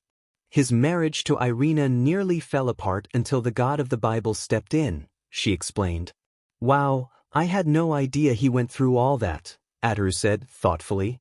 Hey guys, Akira called as he approached. Hey Akira, Ataru and Tsubasa greeted him. Did those students bother you again? Akira asked. Yeah, Ataru replied. Why can't they understand that you've had enough? Akira asked in frustration. Exactly, Ataru agreed. Belle then arrived. Let me guess, more students? She asked. Of course, Ataru answered. Belle sighed. Let's just move on. Marinette and Ddraig joined them as they walked, and they came upon a massive footprint. What kind of footprint is this? Marinette asked. A Titan's footprint, Belle explained. A Titan? Ataru echoed. Yes. Titans were giants who once lived on the surface before they were banished to Tartarus by the father of the cosmos, Belle continued. You mean Zeus? Ataru asked. Belle nodded.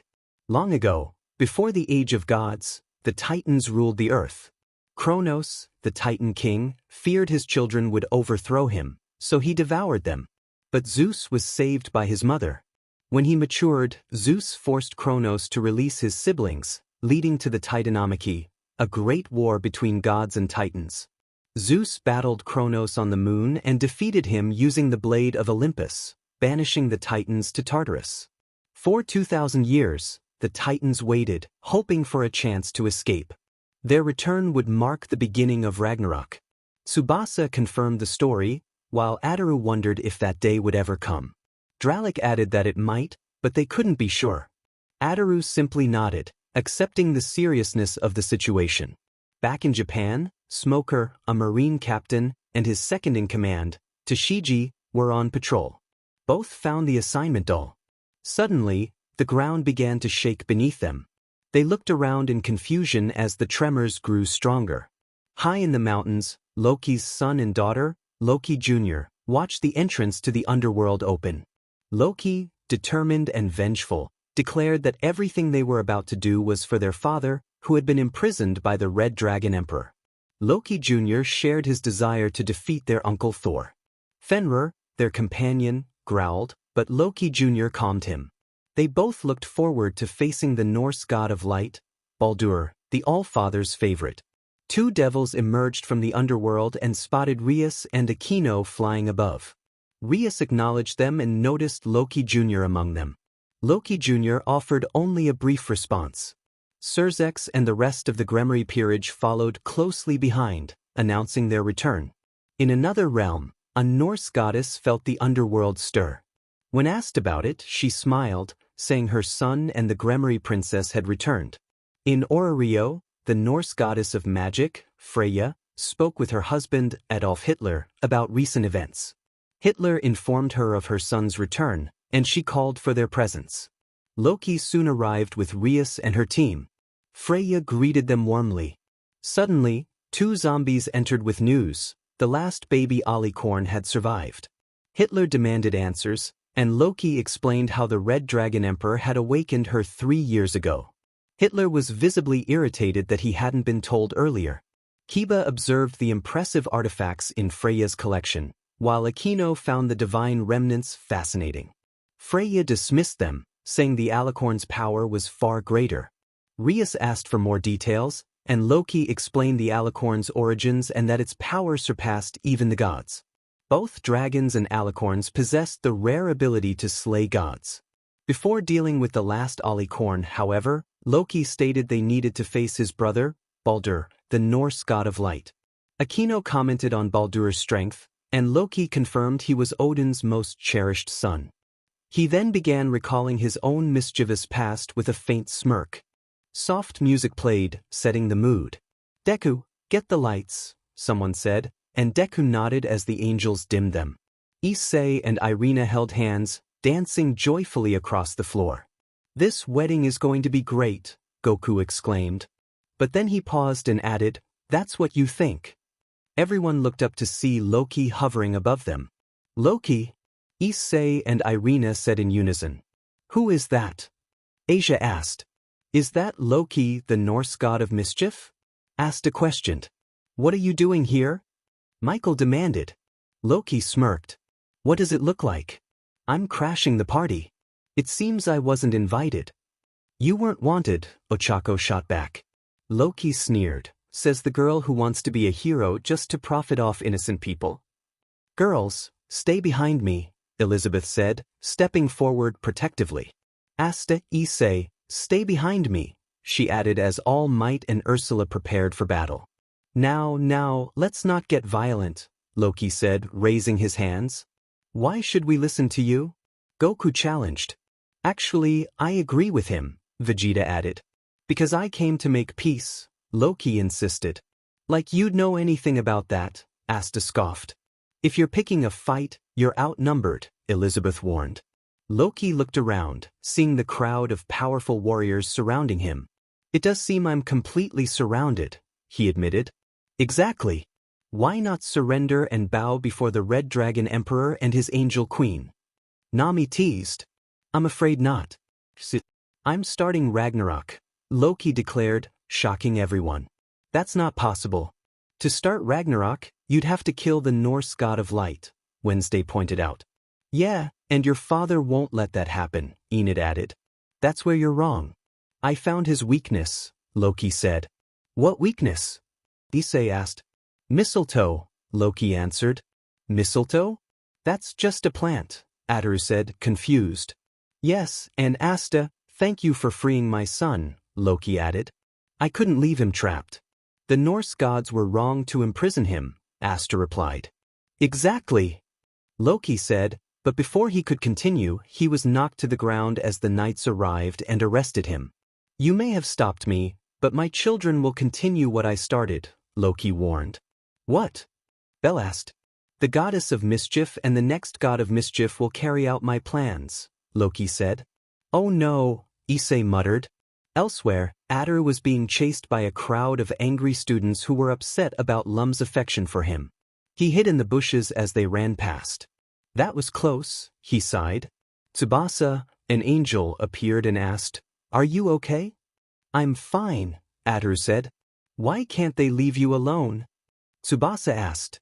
It's because of that alien princess, Ataru explained. Tsubasa mentioned, Issei Hyoudou went through something similar. He did? Ataru asked, surprised. Yes. He was part of the Gremory Peerage until he quit, became half-human, half-angel after going into the river of reincarnation, and formed his own group called the Holy Peerage. He almost lost his wedding to Irina until God himself intervened, she explained. Wow. I didn't know he'd been through so much, Ataru said. Just then Akira arrived. Hey guys. Hey, Akira, Ataru and Tsubasa replied. Were you bothered again? Akira asked. Yeah, Ataru said. When will they stop? You've suffered enough, Akira muttered. Exactly, Ataru agreed. They'll join them. Them again, she asked. Yep, Ataru confirmed. Of course it's them, Bell sighed. Let's just go, Ataru suggested. Marinette and Ddraig joined the group. They came upon a giant footprint. What kind of footprint is this? Marinette asked. It's a Titan's footprint, Bell explained. A Titan? Ataru repeated.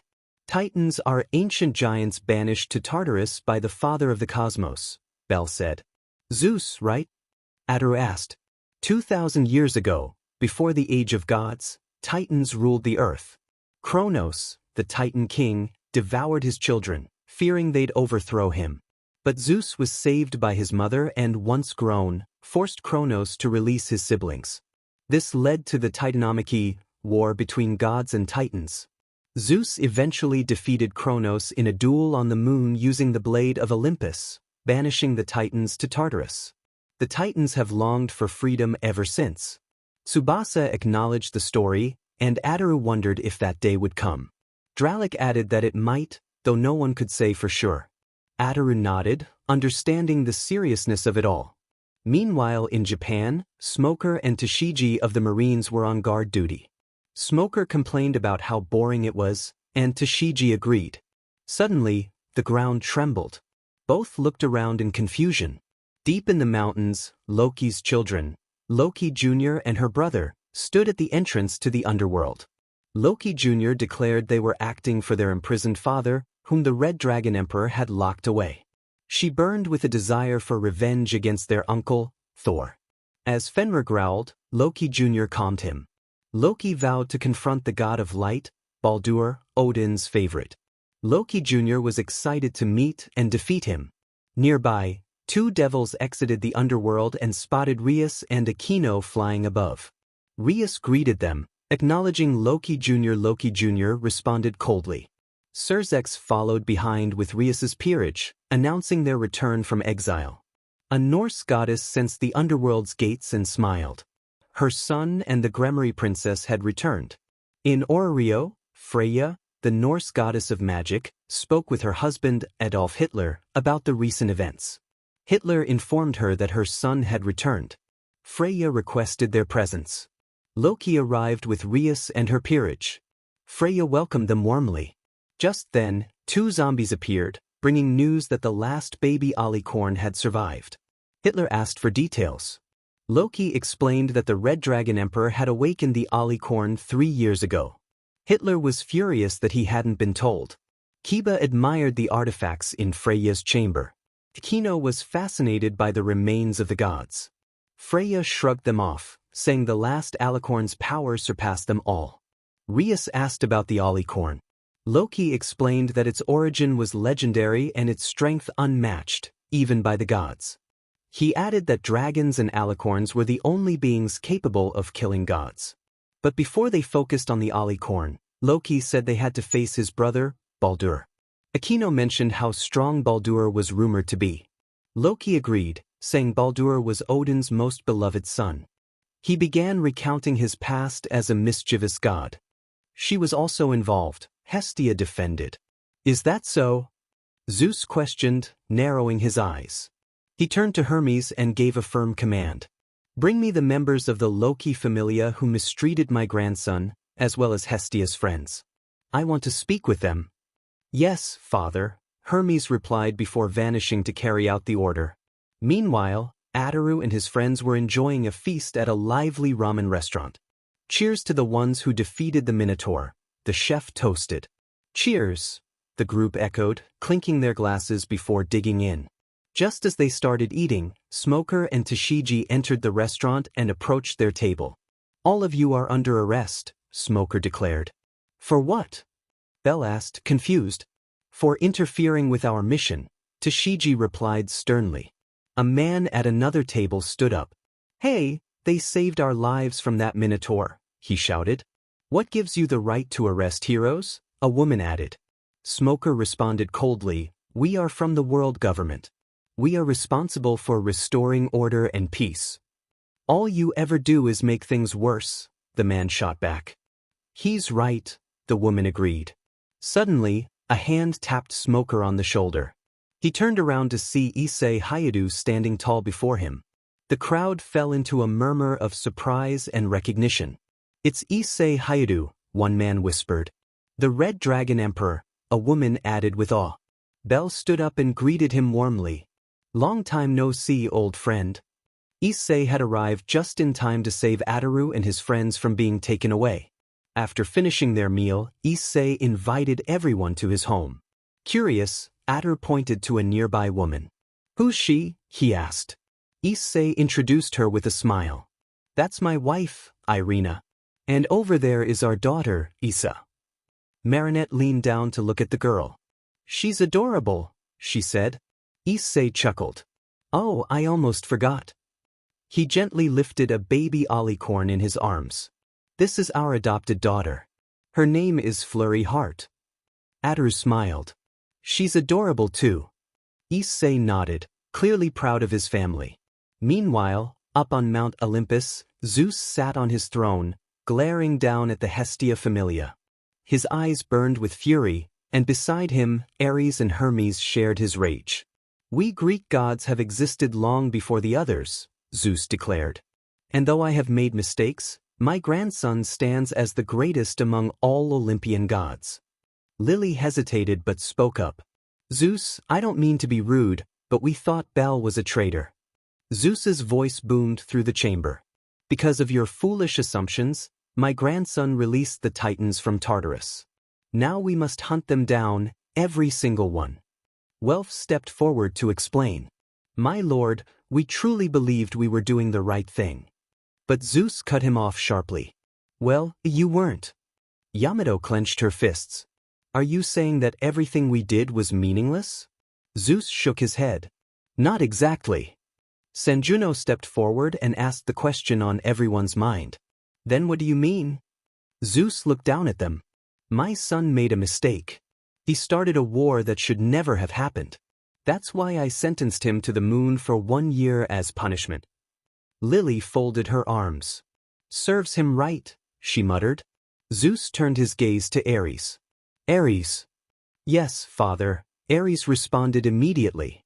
Go find Bel. Bring him here to Olympus at once. Yes, father, Ares replied with a nod, then vanished to carry out the order. To be continued.